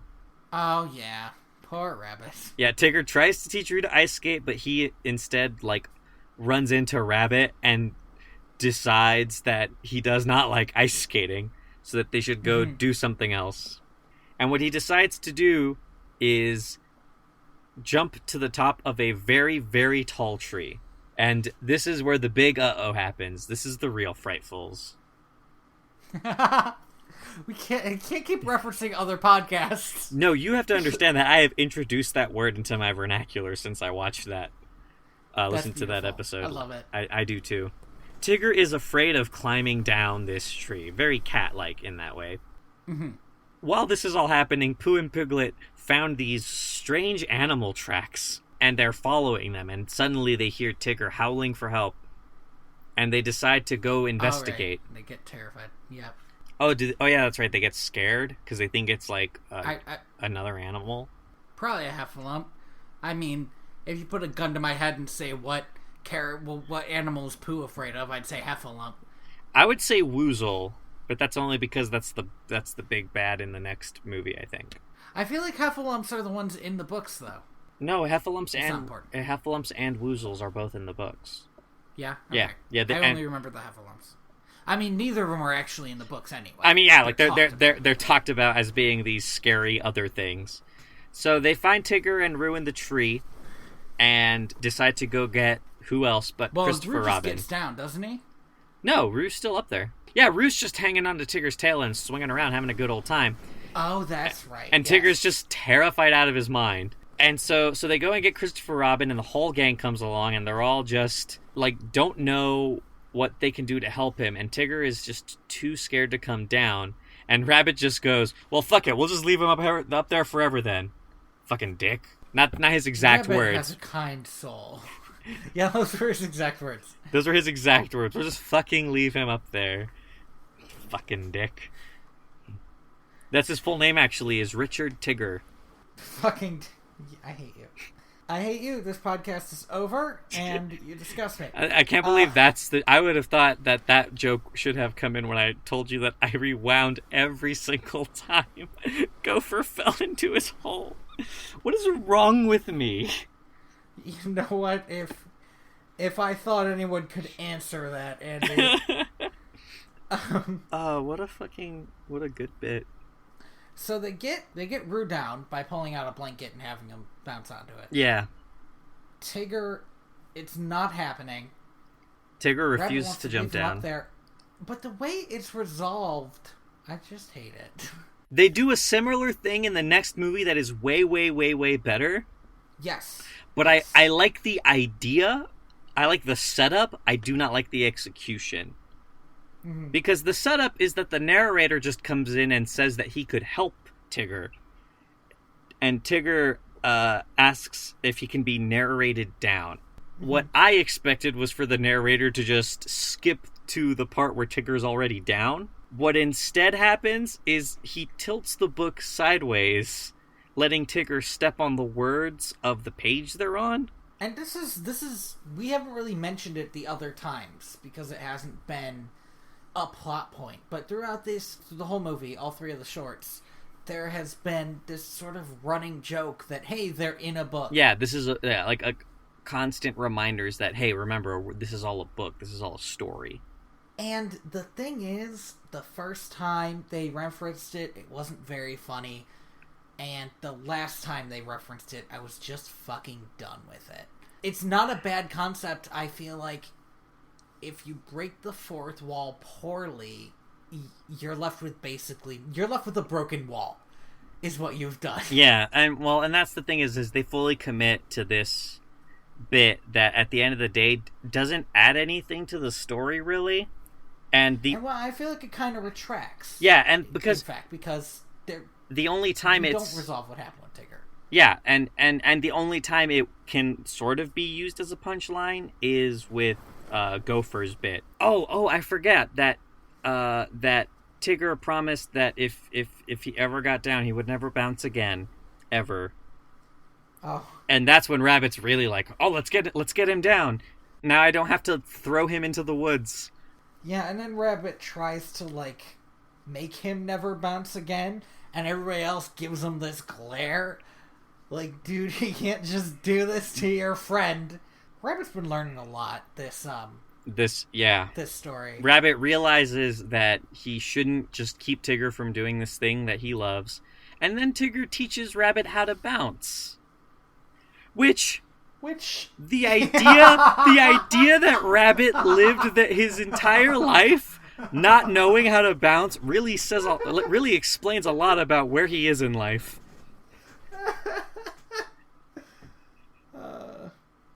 I like how we both said which at the same time, like, we both realized at the same time, wait a minute. Wait a fucking second. That actually doesn't make any sense. I guess it... So let's talk about how this movie ends, because I fucking hate it. Okay. This movie ends with Christopher Robin going to school. Yes. Okay. One problem with this is in the stories, Christopher Robin goes to school all the time. And actually the reason Piglet is cool is because you can take him to kindergarten because he's small. But the thing I have a problem with is that what happens at the end of this story is a mirror of what happens at the end of the final Winnie the Pooh story, which is Christopher Robin saying goodbye to his best friend from his imagination. Yes. Who, as far as he is concerned, will not exist anymore. And he makes sure that Pooh will always remember him, because he knows, in a way that the actual Christopher Robin couldn't have known at this time, that he will stop remembering Pooh, at least in this way. And when Christopher Robin asks that of Pooh, as he's going to school, it cheapens it, it cheapens this powerful moment that you only get after reading like 50 Winnie the Pooh stories. And two, it's like a way melancholy note to end this movie on. So I feel like these 3 shorts and this movie exist in a really weird place, because so they got the rights to do these shorts, and in the middle of production of these shorts, Walt Disney passes away. So he only hands on produced the first one and kind of the second one. So they're in this weird place of like, well, we have to send off this thing because this is one of the last things that Walt Disney touched. So we have to do this like sentimental thing for him. But also there was this, I feel like maybe there was this feeling that after this there was going to be no more Winnie the Pooh things, which is extremely far from the truth. But yeah, so if like in the mindset of 1977, I feel like maybe there was this thought that like this is going to be the last Winnie the Pooh thing we animate. So we need to like let the kids who watch this know like, hey, remember this. This is a special thing, and we want kids to remember this as the special thing that it is, or that it was. But what ended up happening historically is that like sometime in the like 90s, they started like really like milking Winnie the Pooh as a product. Yeah, they friggin' pumped out Winnie the Pooh. Like they got Winnie the Pooh's had like 5 different television shows, one of which in the 90s was really good. The Many Adventures of Winnie the Pooh. Grew up with that shit. OG. OP, original Pooh. Okay. That's a hashtag for this episode. Should we do hashtags for episodes? Is that a thing we do? We should. Hashtag yes. Original Pooh. Hashtag original Pooh. I'm going to forget that exists. I should make a note of it when I edit this. Hey Tony, make a note. Hashtag original Pooh. Put that in the episode description and when you tweet it out. Good job. Boom boom. Thanks, buddy. But yeah, like Winnie the Pooh is one of like Disney's like most milked properties. Like countless direct-to-video movies. And you know the reason it's the most milked property is because, god damn it, but it makes you feel so good. It really... Well, I don't know about the like more recent television shows, which are all feel like very like Mickey Mouse made for babies shows more than for children, you know? There was a really problematic one, like 7 years ago maybe. Yeah. Was it the CGI one? Problematic, yeah, because they had a little girl in it instead of Christopher Robin. Oh, that's remember this weird. one? I didn't know there was a little girl in it. I just knew it was CGI. That's fucking weird. Why the fuck would they do that? It was for like little kids, and for some reason they decided to change Christopher Robin for a little girl, and that's pretty fucked. Yeah. Because I am fine with recasting characters, but not like an actual human person that was genuinely part of the story. You know? Maybe real life Christopher Robin would have appreciated it, actually. Yeah, but I think his daughter was mad about it. I would be too. Yeah. Like, fuck you. That's my dad. I don't think he was a big fan of Winnie the Pooh, but I bet his kids were. Well, he wasn't a big fan of his dad, was the thing. Like, him and Christopher Robin Milne didn't get along with his parents very well. That's a crying shame. Yeah, that's one of the saddest things that has ever been said to me. Well, he ended up kind of resolving his relationship with his dad. He ended up taking care of his dad up until his death. I think his big problem with his dad was always so busy, and he felt like his father kind of milked, like the way Disney milked Winnie the Pooh, milked his own son for this product. And like kind of as he grew up, he realized like my dad didn't give a shit about these kids' stories any more than like he cared about his playwriting work. That's what he cared about. These stories were a thing that he did in like a moment in time. So his relationship with his father did end up like patching over by the time his father passed away. But yeah, there's a lot there, you know. And like unfortunately, A. Milne nor Christopher Robin Milne like really ever wrote anything about their lives. So we don't like. I don't think we'll ever know the extent to which they did or didn't like each other. The only thing left of both of them are these stories. It's just that I feel like I get along pretty well with my dad. Same. And he never, ever wrote all of my stuffed animals into a storybook world for me. Or for an audience of millions, frankly. Like, I understand how that even could put a wedge in between you, because, hey, it feels like he's raising the imaginary kid instead of the real kid. Yeah. But, on the other hand, it's not very often that, and this is one of the best things about being an artistic type person, is because you can, an artistic leaning person, I guess is a better way to say it. Yeah. Is because you can show people you care in ways like this. It is so rare to see proof just that somebody loved you. Just here is something on paper that lets you know that somebody cared very much about you. Mm-hmm. But at the same time, you know, like people are very complicated, so it's possible that while people are complicated, and fuck, I don't know what happened when he was in high school or whatever, you know, or even like he mentioned offhand in like an interview that he was raised more by the family maid than by his parents, because his parents were fairly wealthy British people, and I've seen enough British movies to know that nannies kind of do most of the parent work for them. I was gonna say Rumpole. I was gonna go with Mary Poppins actually, but yeah, that one works too. But anyway, it must have been weird as like if their relationship was as distant as what I have read lets on. It must have been kind of a weird, conflicting thing to grow up as a child, having this tangible evidence that your father cared about you, but not getting it from the person themselves. Yeah, that must be strange. Back to our comedy podcast. Hey, let's talk about... Maybe we should remove this from the comedy section. Stop. Hey, guys. Welcome to our comedy podcast. Your dad loves you. Yeah. Sorry, this is a really... I know so many people who do not get along with their dads at all, so I don't want to make a broad statement like that. I also know a lot of people who do get along very well with their parents. But it's just like, you know... Look, if your dad doesn't love you, then we love you enough. Yeah. Or at least I do. I can't speak for Andy. No, for sure. Heck yeah. It's super easy to love people you haven't met. You should try it. It's the easiest. Try loving us! And give us that sweet 5-star rating. Boom, synergy. Got him. And you thought this one wasn't going to be a comedy podcast. Reeled him in at the last minute. You thought we loved you, but in reality, we just loved your 5-star ratings. That's not true. Don't take that out of context. I have enough love for both of those things. Yeah, I can both love the weird amalgamous concept of the audience, as well as the fact that they love us back. And any individual person who does leave a 5-star rating and review, I will genuinely love you for that. Also, I'll be terrified about the fact that you exist. What a weird, conflicting feeling. We just broke the fourth wall in such a hard way, and I feel like it's this movie's fault.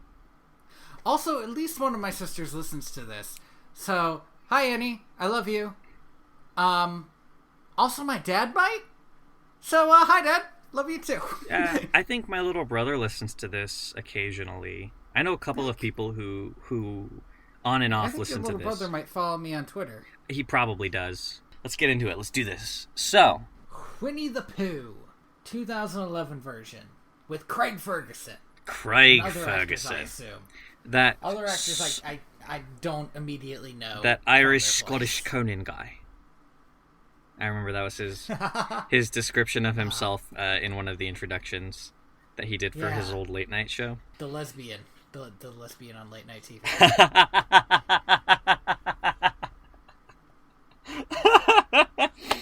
That's good. Fuck, that's really good. Yeah, I always like that one.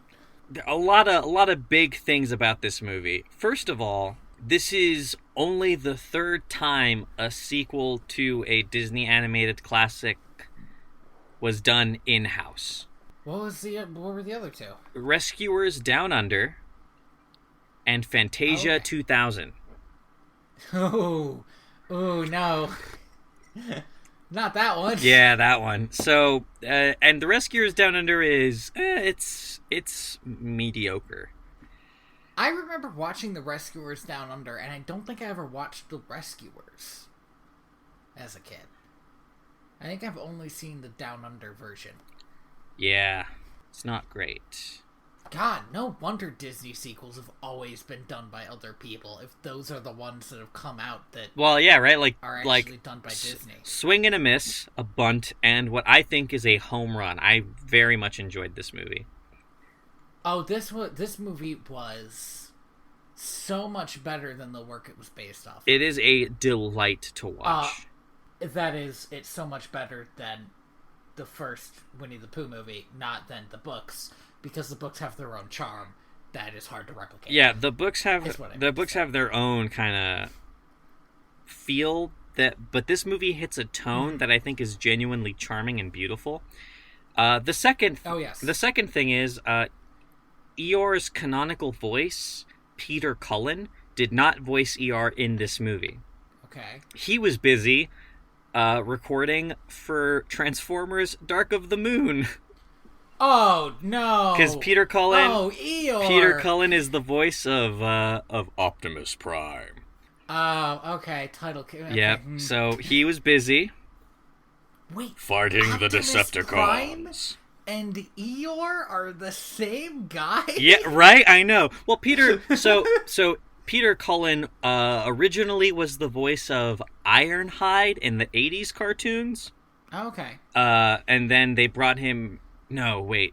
And then he was the voice of Optimus Prime after the original voice actor decided to not come back. But yeah, he's been the canon voice of ER forever since we were alive. Since we've been alive. It's been him. Interesting. But for this film, it was a guy named Bud Lucky who has the most interesting name, but also just the most interesting career.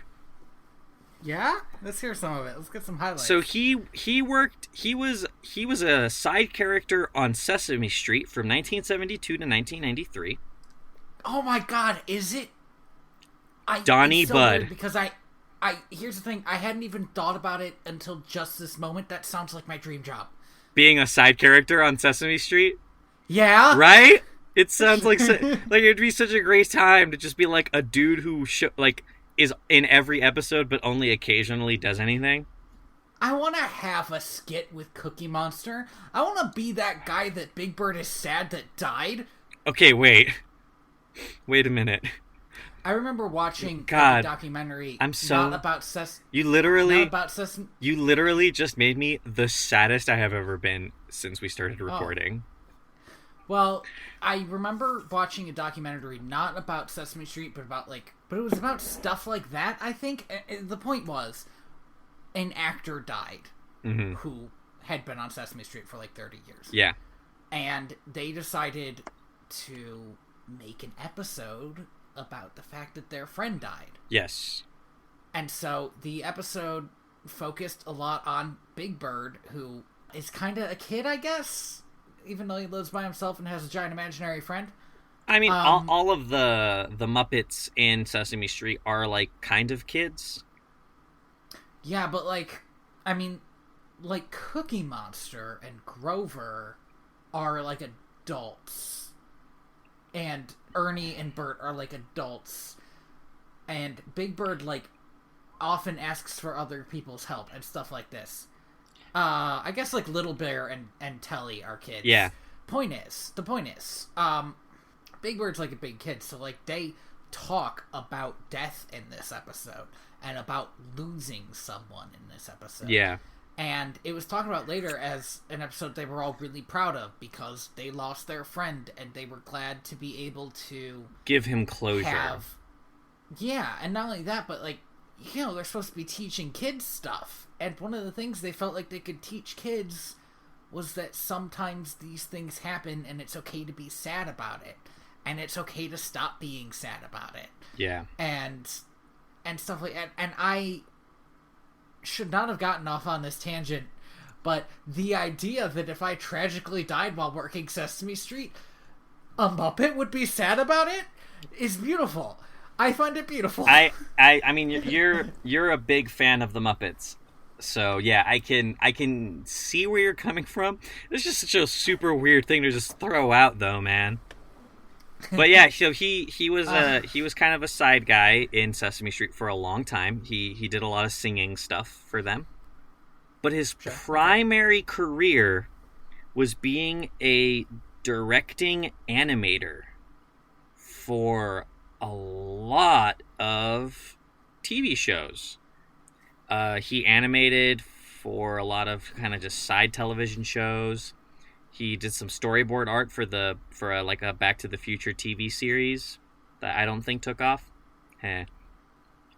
He animated a lot of stuff that was barely a joke.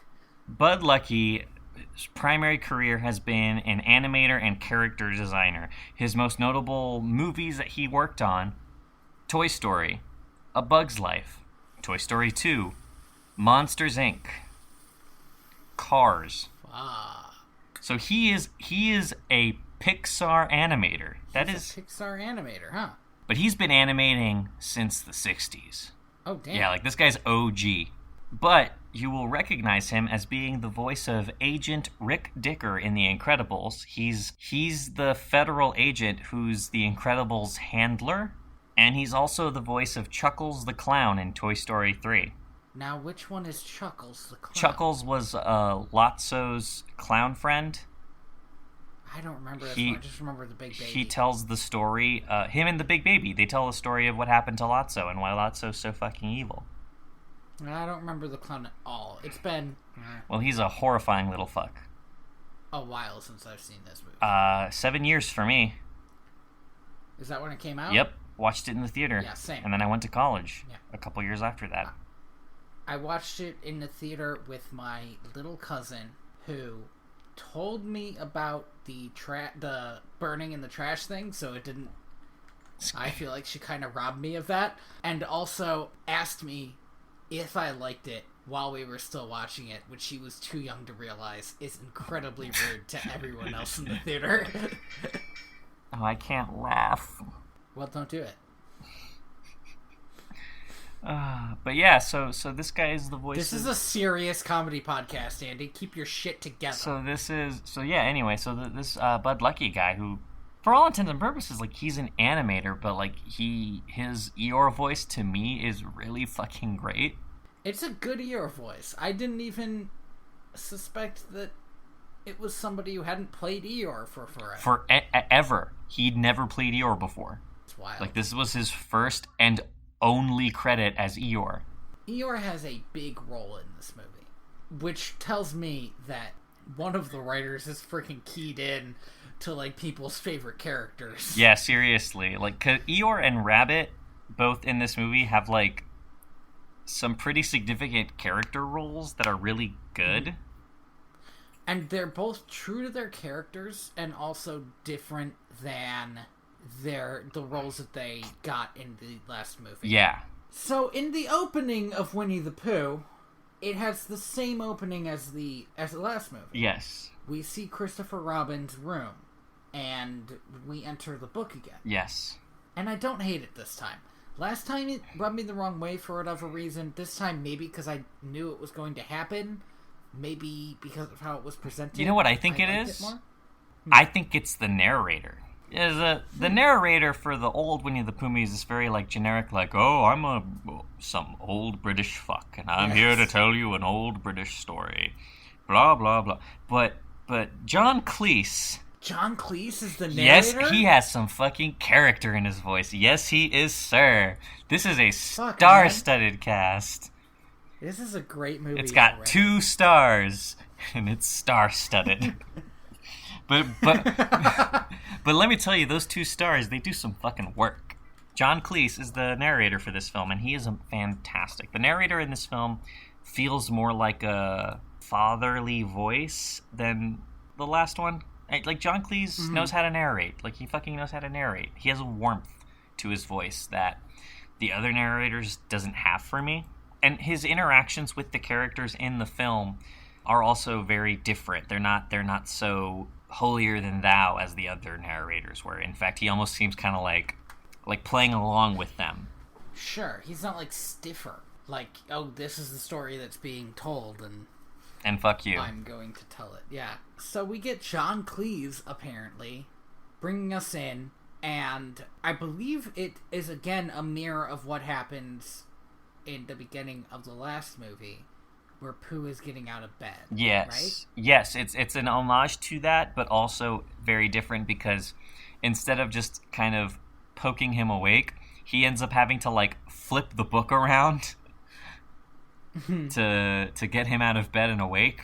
Yes. And Pooh sings a song to his tummy about how hungry he is. Mm-hmm. And this is when we get Pooh's main motivation in this movie. Which is? As it was in the beginning of the last movie, which is he wants some honey. He's gotta get that sweet bee juice. Is that? Chase that honey. Is that good? Bee juice? Bee juice? That's very bad. That sounds awful. Besides, Andy, that vomit. sounds like squeezing up, like I'm squeezing bees.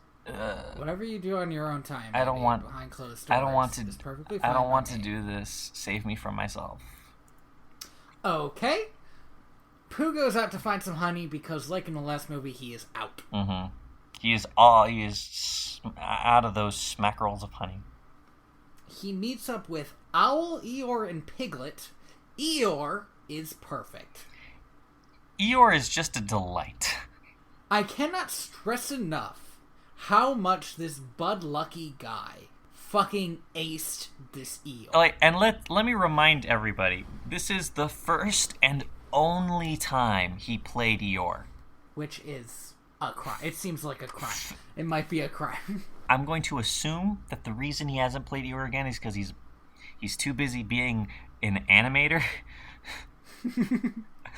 So we see Eeyore, Pooh and Piglet are all together, and Owl is giving them this self-important lecture about how he's a writer, and then he starts reading his own writing, and it's basically what Owl always should have been, which they kind of touched on by him telling these boring stories in the last one, but they didn't push it enough. It's not about him telling stories about somebody who nobody ever knew. It's about him telling these stories that he made up, and you should listen because he's Owl. Because he's so important. An owl... Oh, and Pooh says the owl has such a talent for telling us what to do. And it's so great. It's such a good... Every line in this film is delightful. And I want to point out also that Owl is played by Craig Ferguson. We briefly mentioned this earlier. Yes. And Craig Ferguson... One of my favorite people. And also, again, first, and from what I can tell, only time playing this character, perfect. I cannot imagine anyone else doing this role. He was so good as it. We never mentioned this in the last movie, but in the last movie, a few times, Pooh points out that he has little brain. Yeah, he's a bear of very little brain. A bear of very little brain. And when he says it in this movie, it feels very natural. When he says it in the other movie, it sounds like it's just something he's supposed to say. It sounds like something that someone else told him, so he just repeats it. Yeah, and in this movie, it's like a slight concern of his. Yeah, like... I'm not the smart guy, Owl. Yeah, it's like the same way you would remind somebody that you don't know anything about cars. Yeah. Yes. Like, hey, I just gotta remind you, I don't know anything about cars. Now here's something else. Because this happens a few times in this movie. Yeah. And it is the greatest thing fucking ever. Pooh occasionally gets very, very grave. And he just says, Owl, we need honey. And like the camera like zooms in on his face, and like there's like a slight sting to the soundtrack every time this happens. And now that I say it, it actually kind of feels like, again, something a kid might do, where suddenly they say something, and it's the most very important seriously. thing in the world. Yes. And I think that's what they were going for, but at the time when I was watching it, I just thought, this is the greatest delivery of this line he could have possibly made. It's so good. So Pooh has his epic quest, but it's belayed because there's a second epic quest. Eeyore has lost his tail. which we didn't mention it. Does it happen in the last film? I guess it doesn't. That's not part of it, is it? No. This is the adaptation of that story, from what I can tell. That's so odd, because that's another one that I feel like is kind of the popular. Yeah, like that's the story I remember from the book is in which Eeyore loses his tail. Yeah, I believe that's the introduction of Eeyore. Yeah. So yes, Eeyore has lost his tail, which again, since you and I know that's the introduction of Eeyore, we know that is a big possible character trait for Eeyore to have. Yeah. So Pooh wants honey, Eeyore needs a tail. Tinker shows up, and I have it written down that he is written as a gritty anti-hero in a, quote, fresh take. And I cannot recall exactly why I put this down.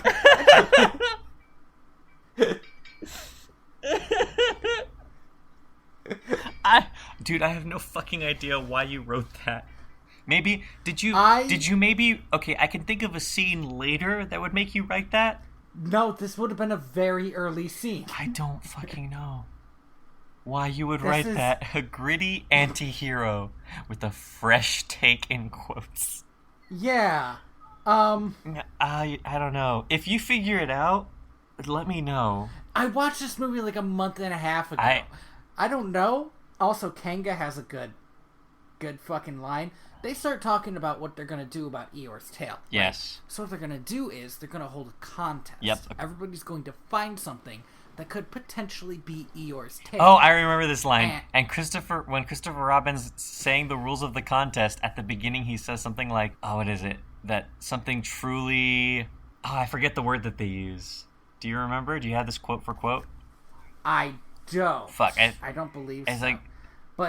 But Christopher Robin says, basically, I guess that they need to celebrate after finding his tail. And Kanga says, how about we celebrate with silence?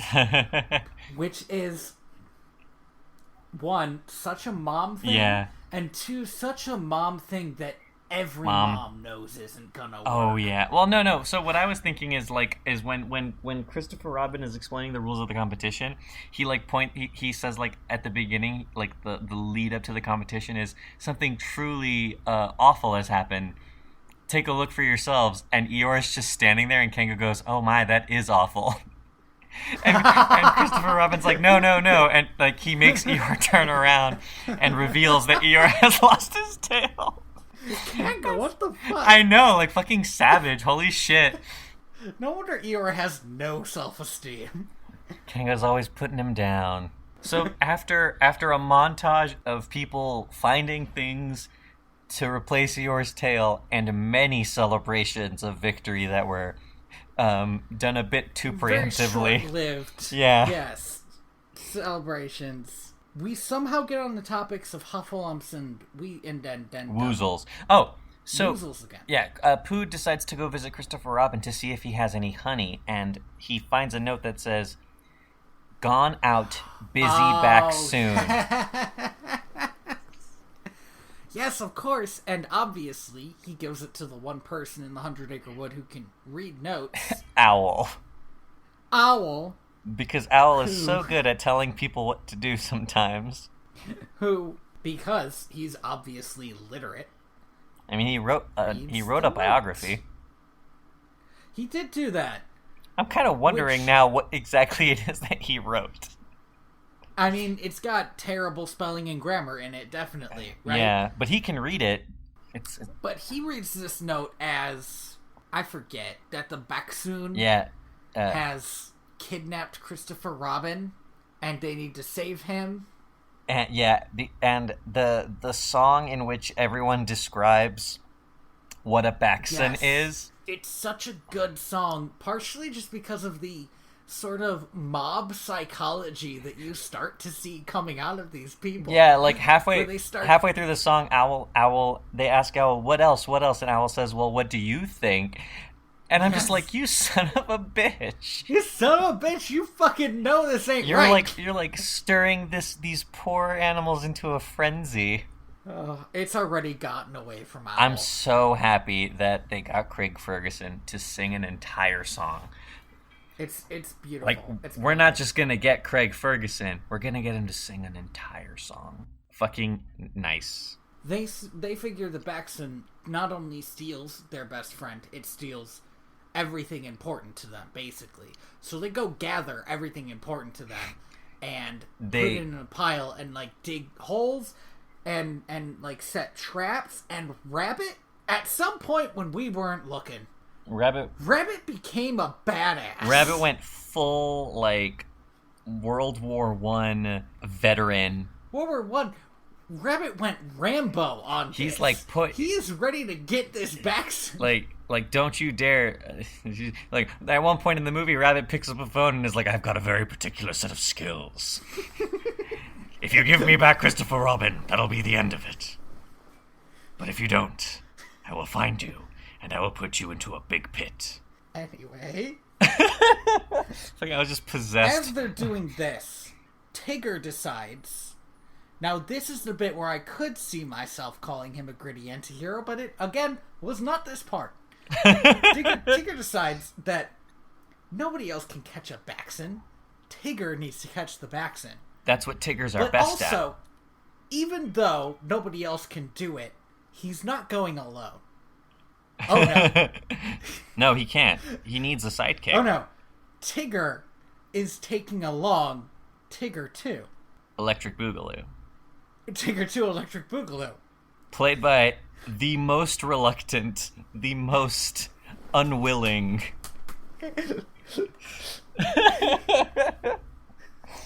Eeyore. Eeyore is not down for this. And Eeyore interacting with Tigger is me interacting with everyone ever. Eeyore interacting with Tigger in a lot of ways is sometimes how my conversations with you go during this podcast. Perfect. Where Tigger just plows right through, and Eeyore's like, okay. And he freaking gets strikes on him and gives him a Tigger tail and tries to teach him how to fight. Yes. Oh my gosh, yes. How to fight and how to bounce and all this. It's Eeyore. To Eeyore. It's just Eeyore. Eeyore does not want to tell Tigger that he cannot do this.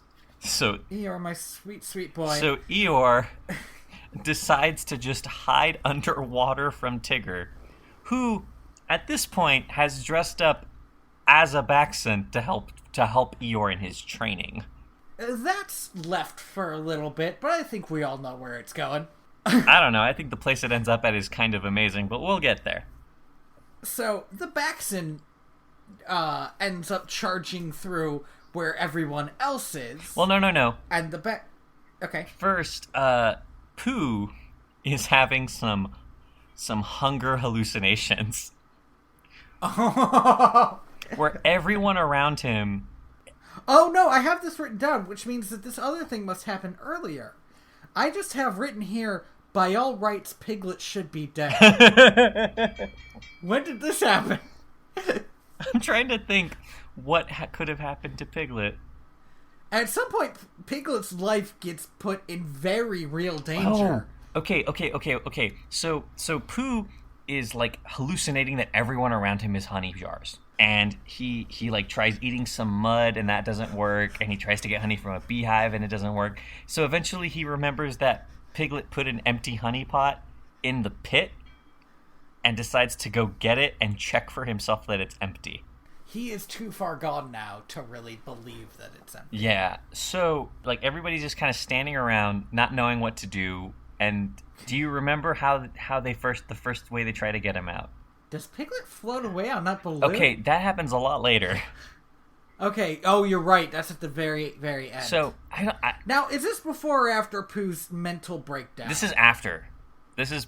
Where he is eating honey and whole Pooh bears of honey sing with him, and then he devours himself in honey form. It is such a great... So, this is like an amazing kind of send up to those old Disney acid trip scenes. Yes, because but it feels a lot safer. Yeah, while still entering the weird... Did Pooh just eat a honey version of himself? Pooh created life solely for the purpose of taking it away. So, okay, how do they try to get him out? So, because they don't know what to do, and then Eeyore shows up. Oh my god, and Eeyore says, I have this written down. He rhymes, he's singing a song, because whenever they find a tail for Eeyore, they start singing a song about how great it is that they find a tail. Yes. And he's singing, like, yay, Eeyore found the tail. And he rhymes derriere with not that anybody cares. It was very impressive. Yes. Like... Which is fucking amazing. And the new tail that he has found at the bottom of the creek or lake or pond or whatever is a not quite full size but still pretty big anchor. It's just an anchor. He just has an anchor as a tail. Chained to his nub. to the little nail. So everyone looks at Eeyore with his anchor and thinks this is a great way to get Pooh out of this pit. So they throw the anchor in. And of course, Eeyore... They get him out. Eeyore and everyone else falls into the pit, with only Piglet left because Piglet was too short to be caught by the chain. Oh my goodness. This next scene has some of the best, jokes, and they're delivered so fast. So, Rabbit, oh my god. Rabbit. Owl. Oh my god, Owl is stuck in the pit with them, and he's a fucking owl. I believe Owl flies out of the pit to say something to Piglet and comes back. And Rabbit is smiling through his frustration, and he is broken on the inside. And it is the perfect place to take his character. Because Owl cannot fathom that he's not really stuck in this pit. But the end of Rabbit's frustrations haven't even started, because Piglet finally shows up after Owl calls him. And Rabbit proceeds to, through the most, roundabout conversation I have ever seen in any Winnie the Pooh thing ever, desperately try to get Piglet to help them out of this pit. Culminating in the amazing conversation about whether or not Piglet can tie a knot, which he cannot not do. Oh my god.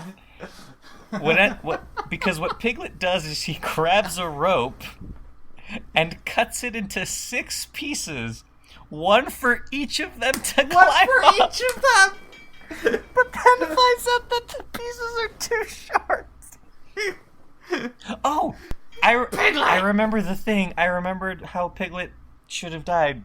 Oh, please. Because when Pooh and Piglet are, when they're scattering all of their beloved belongings through the 100 Acre Woods to lure the Baxen into the pit, Piglet gets stuck in a beehive.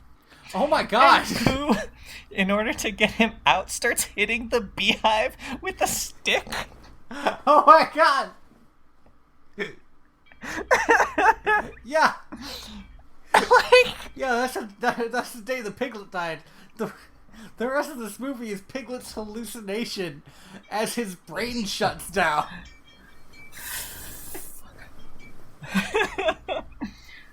Oh god. Oh jeez.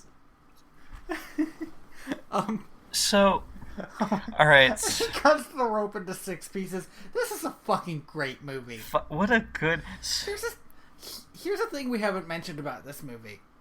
The red balloon is like a character. Everybody treats it as a character. Because the red balloon shows up and they try to use it as Eeyore's tail and it doesn't work, so they just untie it and they all wave goodbye as it floats away. Yes. and it shows up again here, and Piglet tries to use it to get them out, and then he starts floating away, if I'm remembering this right. Well, he or is that later still? That's later, because he goes to get something. He goes to get something from his house, and I think he ends up finding the balloon, but then Piglet runs into Tigger. Oh, and not only does he find the balloon, again, he talks to it like it's a person. Like it's a person. Like stuck in these branches, and he's like, "Balloon, what are you doing out here? Oh, it's scary." Yeah, don't you know that there's a Baxen out here? You need to be more careful. So he goes to grab the balloon, and then runs into Tigger, who is still dressed up as a Baxen. Mm-hmm. And Tigger, I guess because he's Tigger, seems to have forgotten that he's dressed up as a Baxen. Well, he's busy looking for Tigger, too. Yes. So when Piglet says, "The Baxen," Tigger says, "Baxen?" Turns around and then runs after Piglet because figures he should follow wherever Piglet's going. Yeah, he thinks now that he's also being chased by the Baxen. After an insanely long chase sequence, Tigger falls into the pit as a Baxen, and the others fall upon him like rabid dogs. They will defend Christopher Robin. They tear into him. Only the fluff is left before they realize their mistake. When did this fucking become... What's that book called? I don't know, man. About the kids stuck on the island?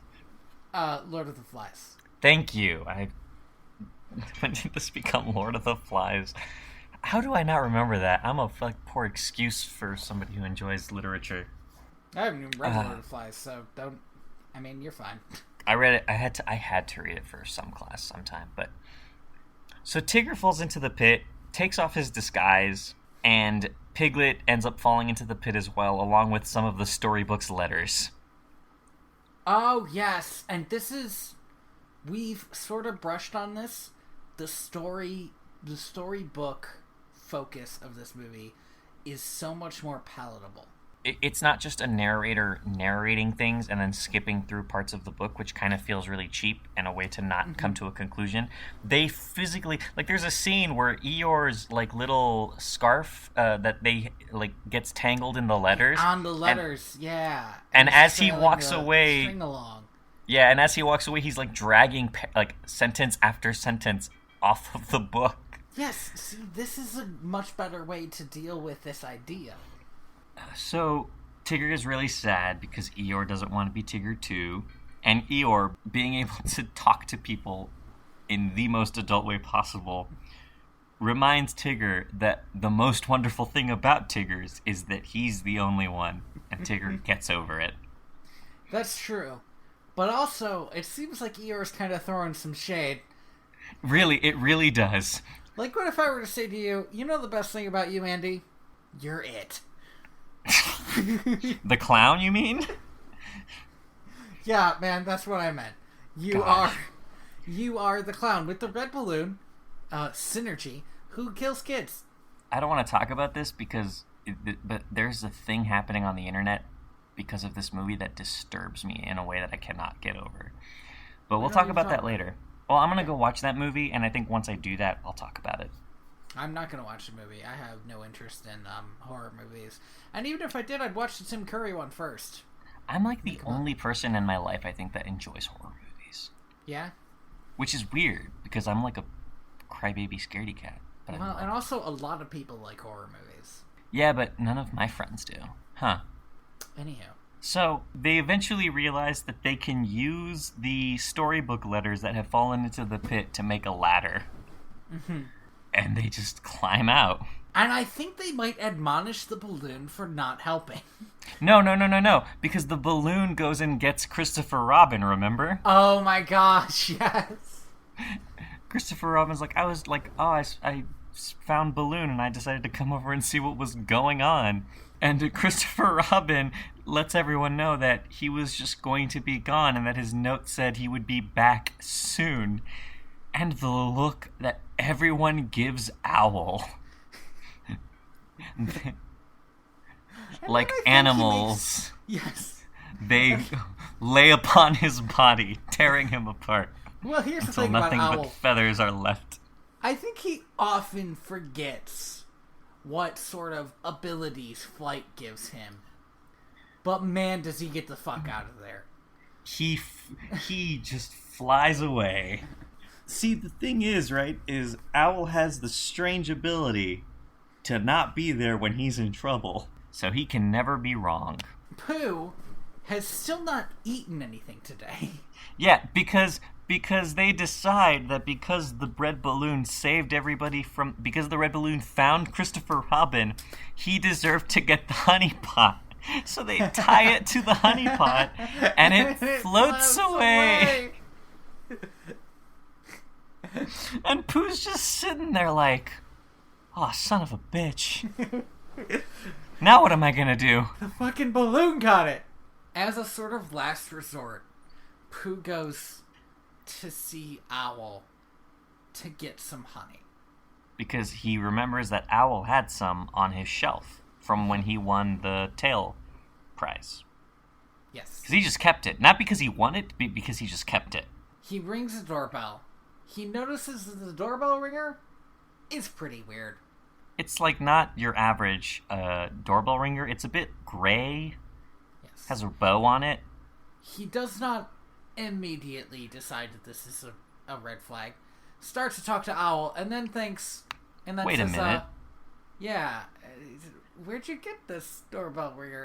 And he has this conversation, which I think I do pretty much remember from the book, because I think this is where the Eeyore's tail has ended up in the original story as Owl's doorbell ringer. He found it in a briar patch, strung it onto his doorbell, and thought, perfect, this is mine. Without thinking... As hey, Owl only does. Isn't this supposed to be attached to my friend's ass? This is my friend's ass accessory.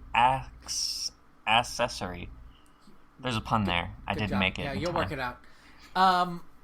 So Pooh does Accessory. Boom. Nailed it. good job. So Pooh does Pooh does the most heroic thing. Pooh has a pretty good character moment, especially if you have just watched the last movie where he spent the whole time only caring being about a himself. narcissistic fuck. Yes, because the Pooh in this movie also only cared about himself in that he was just hungry the whole time he wanted to eat something. But now, like seriously, this poor guy hasn't eaten breakfast. Yes, like I would be pretty fucking hangry if it was the end of the day and I still hadn't eaten anything. But Pooh decides, especially with all the activities they were doing, Pooh decides that it's more important to get Eeyore's tail back as soon as possible than it is to stop for some honey. And this is a nice moment. Also, though, not entirely true, because Eeyore could wait 5 minutes. Yeah, he's gone the whole movie without his tail. Although, maybe Pooh knows enough about himself to know that he would spend the rest of the day eating honey if he started. And he would forget to give Eeyore back his tail. Yes. Because he would get stuck walking out of Owl's front door or some dumb adventure shit. Yes. But he goes and gives Eeyore back his tail. And he wasn't even thinking about this, because this is such a great guy this is the great guy that Pooh is. He won the contest. He won the contest. He gets the honey, which I'm not sure. Did we specify that Pooh said that whoever finds Eeyore tail should get honey, and Christopher Robin said, yeah, that's a great idea. Yes. So that happens. Pooh gets his honey. Pooh finally gets to eat. Well, no. Christopher Robin proceeds to open the door to his house, and the largest pot of honey... Oh my fucking god. ...that could possibly fit in his house is dragged out. It's okay. I am laying on a bed right now. Alright? Same. It's the size of this bed. It is massive. And deeper than this bed. Maybe 5 feet high. This is a pot of honey that could feed a third world country. Yes. And Pooh proceeds to drown himself in it. And that's the movie. Yes. And then in 200 years, they find Pooh perfectly... fossilized. Yes, perfectly preserved in this honey. And John Hammond decides that this would be a great idea for an amusement park. I did say 200 years, though. Hopefully there are still bears. Welcome to Jurassic Park. What? Jurassic. I don't remember what our age of time is called. Oh, fuck, man. Yeah, see? Fuck you for not coming up with a better name then, right? Who's the dick now, motherfucker? Coming at me for my jokes when you have nothing to supplement them with? Well, I guess you put me in my place. Okay, so we had this really long talk about how the last movie ends on this kind of fake sentimental note because in real life there was a lot of sentiment where Disney was at the time of its release. I feel like this movie ends on such a light note, despite the fact that this might be the last hand-animated film that Disney will ever do. And it just ends with Pooh drowning himself in that sweet golden bee juice. Hashtag bee juice. Is that going to be it? I guess I'll decide last minute. I prefer that one, I think. So, something that I meant to say, but I completely forgot because we just got really into talking about this movie. Winnie the Pooh and Tigger are both voiced by, you guessed it, Jim Cummings. Yeah. There he is. There's our man. I'm surprised that Alan Tudyk isn't in this at all. Yeah, didn't end up in here. Well, here's the thing. This is before his... Yeah, his big breakout Disney roles. But the other thing is, a lot of these Duke people... Wesselton. Like, if you click these people in these roles, like on IMDb, and you click them, they will have a million voice acting roles. They will have a million voice acting roles as these characters, is what I mean. Like, if you click on this Travis Oates guy, yeah, he's Piglet in this movie. He's also Piglet in every other movie. Yeah, he's the canonical voice of Piglet. Yeah, and I think there are so many of these that you're just not going to get an Alan Tudyk poking his head in. What the fuck is Doc McStuffins? It sounds like a fake company from, like, Invader Zim. Like, Build-A-Bear in the Invader Zim universe. I mean, I guess if you're the voice of any of these characters, that's gotta be a full-time gig, right? Like, there's so much Winnie the Pooh shit. Oh, wait. The guy who voiced Rabbit has quite a career, actually. Like, wow, actually, this guy's done a lot of work. That's not Rabbit. In fact, I think this is his only credit as Rabbit. I think we have gone down a bit of a rabbit hole with Kish. I will say one fun fact about this film is that the songs in this movie are really good. They're very short, but they're well composed and really well written and well delivered by the characters. Ugh. Did you know that next year there's gonna be a live action movie called Christopher Robin? That's, I think, Warner Brothers. Yes. Or like it's like Universal or something. It has nothing to do with Disney. But yeah, I've heard of it. Well, it has the same voice actors. Does it? At least a few of them. Wait, what are you looking at? Because I'm thinking of something that I think is already out. No, this comes out next year. Let me think. Huh. It's about... You fucking know the plot of Hook? Yeah. It's that, but with Christopher Robin. Oh, okay. I don't know how I feel about that. Instead of Peter Pan. Well, then, who's playing adult Christopher Robin, then? Adult Christopher Robin is played by Ian McGregor. Okay, this movie can't be that bad, then. I love Ewan McGregor. It's just that I don't like the idea. Of Hook, but with Winnie the Pooh instead? Yeah, it says working class family man Christopher Robin encounters his childhood friend Winnie the Pooh, who helps him rediscover the joys of life. I will say the reason I don't like it is that Christopher Robin was a real person. Real ass person who did not die all that long ago? I don't like that. Yeah, I thought about it for 2 more seconds and immediately the problem hit me. That feels really gross. Yeah, and it is Disney making this. That's gross. That reminds me of when they made that other movie. That's a very... when Disney... Saving Mr. Banks. Well, that's different, because that was like a... I understand that it was different, but if you read about it, they changed almost everything about that person to show that, she loved the fact that Disney made this movie out of her book. Yeah, well, she warmed up to the idea, but the movie is mostly about her not liking all of their changes. It's such a weird thing. Okay, anytime a documentary anytime a company docudrama. makes a documentary about themselves, A docudrama, yeah. it's fucking gross. It is. It really is. And I think And yes, a docudrama, not like a real documentary. Like, yeah, because the thing about Saving Mr. Banks is it's being made by Disney, and they cannot for some reason portray Walt Disney as the flawed, obsessive compulsive weirdo that he was. Uh-huh. And they got Tom Hanks to play him, and like I said, like Tom Hanks is the most like affable, he's America's sweetheart. Like, yeah, he's like such a polite dude.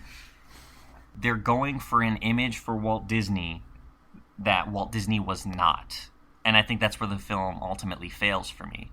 Is Disney can't seem to get over its own legacy, which I guess that's its own problem that Disney has. But what a good-ass film this was.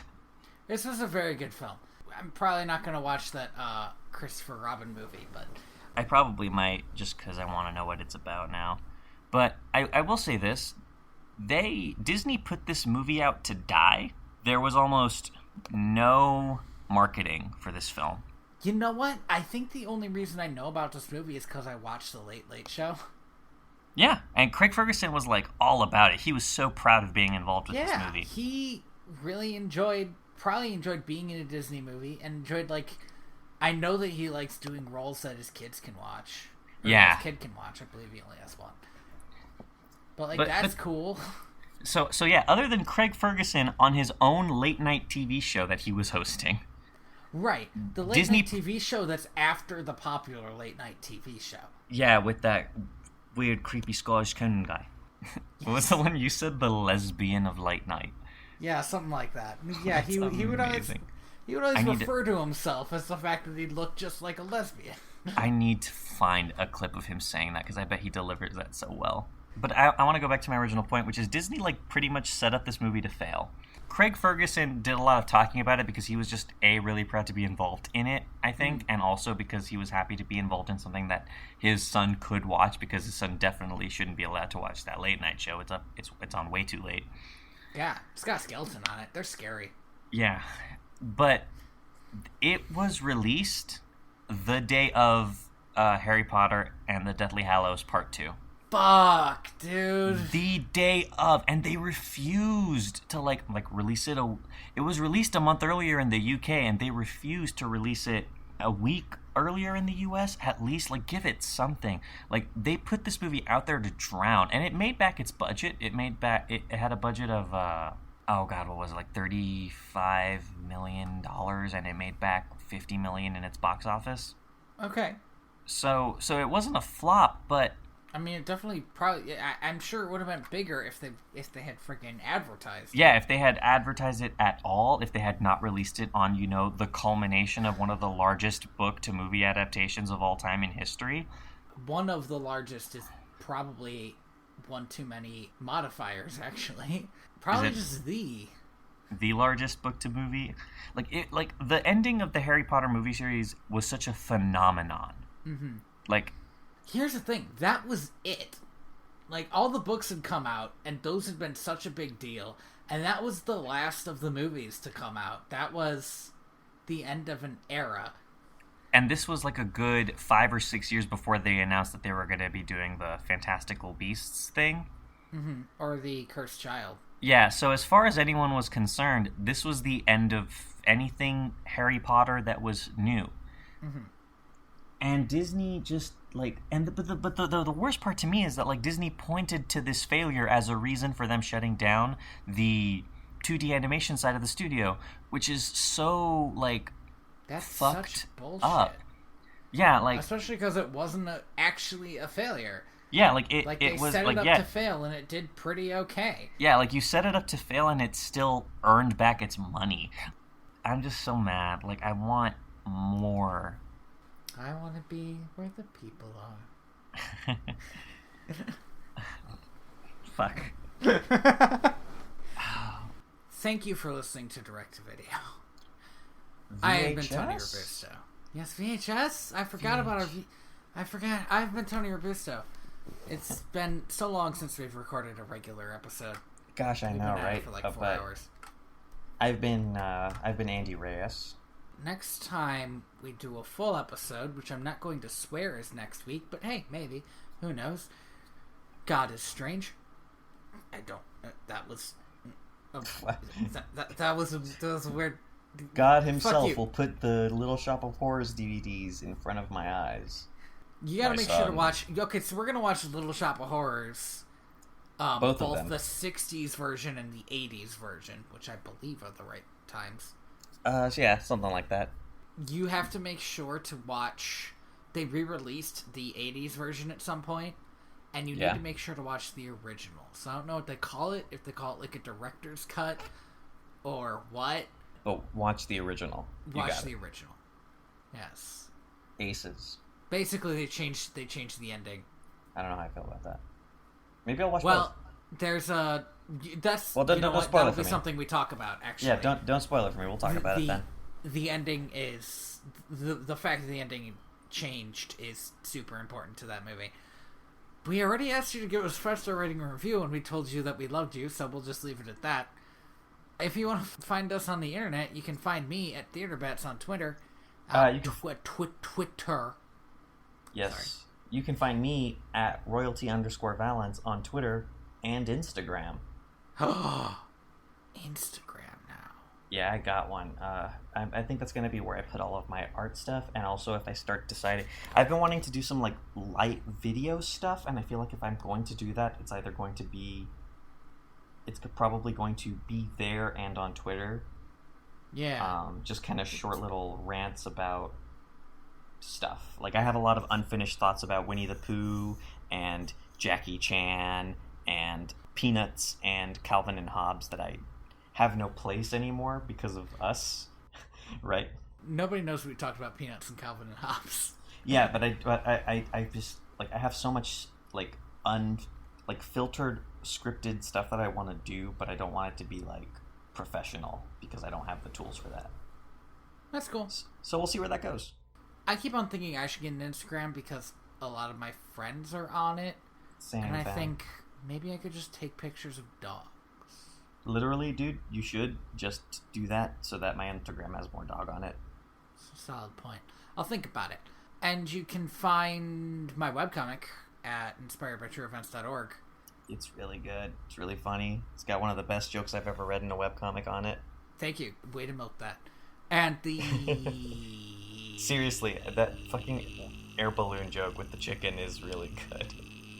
Podcast is at direct2.video. Direct2.video. It's been a long time since I've taken a clip and made it into a video and put it on YouTube, which I should do. Maybe you could do the animation rant for that. That would be a good fun thing. Oh, that would be. Like, if we could cut out... Maybe the... Oh, yeah. Maybe I should put more cut bits on YouTube, on the YouTubes. Yeah, that would be fun. And it could be extras that you guys can go find on your own time. Heck yeah. That'd be Gotta good. Use that channel for something. Yeah. Since we own it. It's gonna do sitting there collecting dust.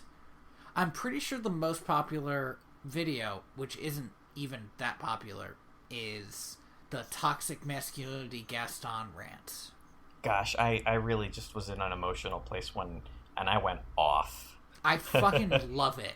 One of the things I didn't like about the live action movie was that I felt like it tried to humanize Gaston a little bit too much.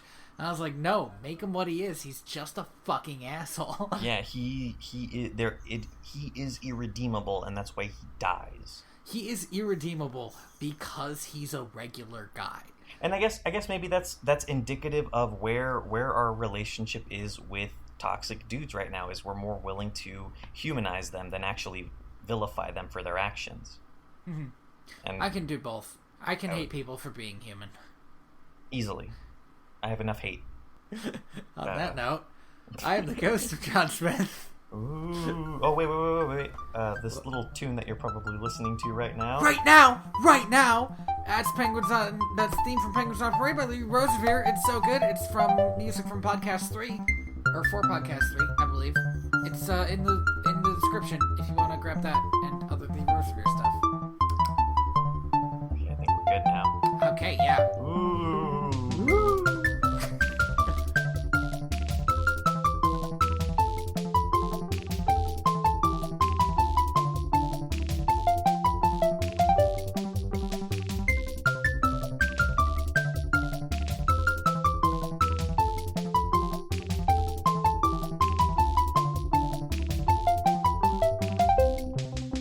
I will defend Tuxedo Mask with my life, you son of a bitch. He's How the dare fucking you? worst. He is, but that's the point. Okay, you know what? He spends... No, we're not going to talk about this. Okay, well, his street clothes version is, like, constantly hitting on a 14-year-old girl. So it's Wednesday. And It's Wednesday. Pooh decides I to... might just delete that bit. Pooh decides to... I hope you do. Pooh decides to maybe throw it in at the end. Boom, we found our stinger.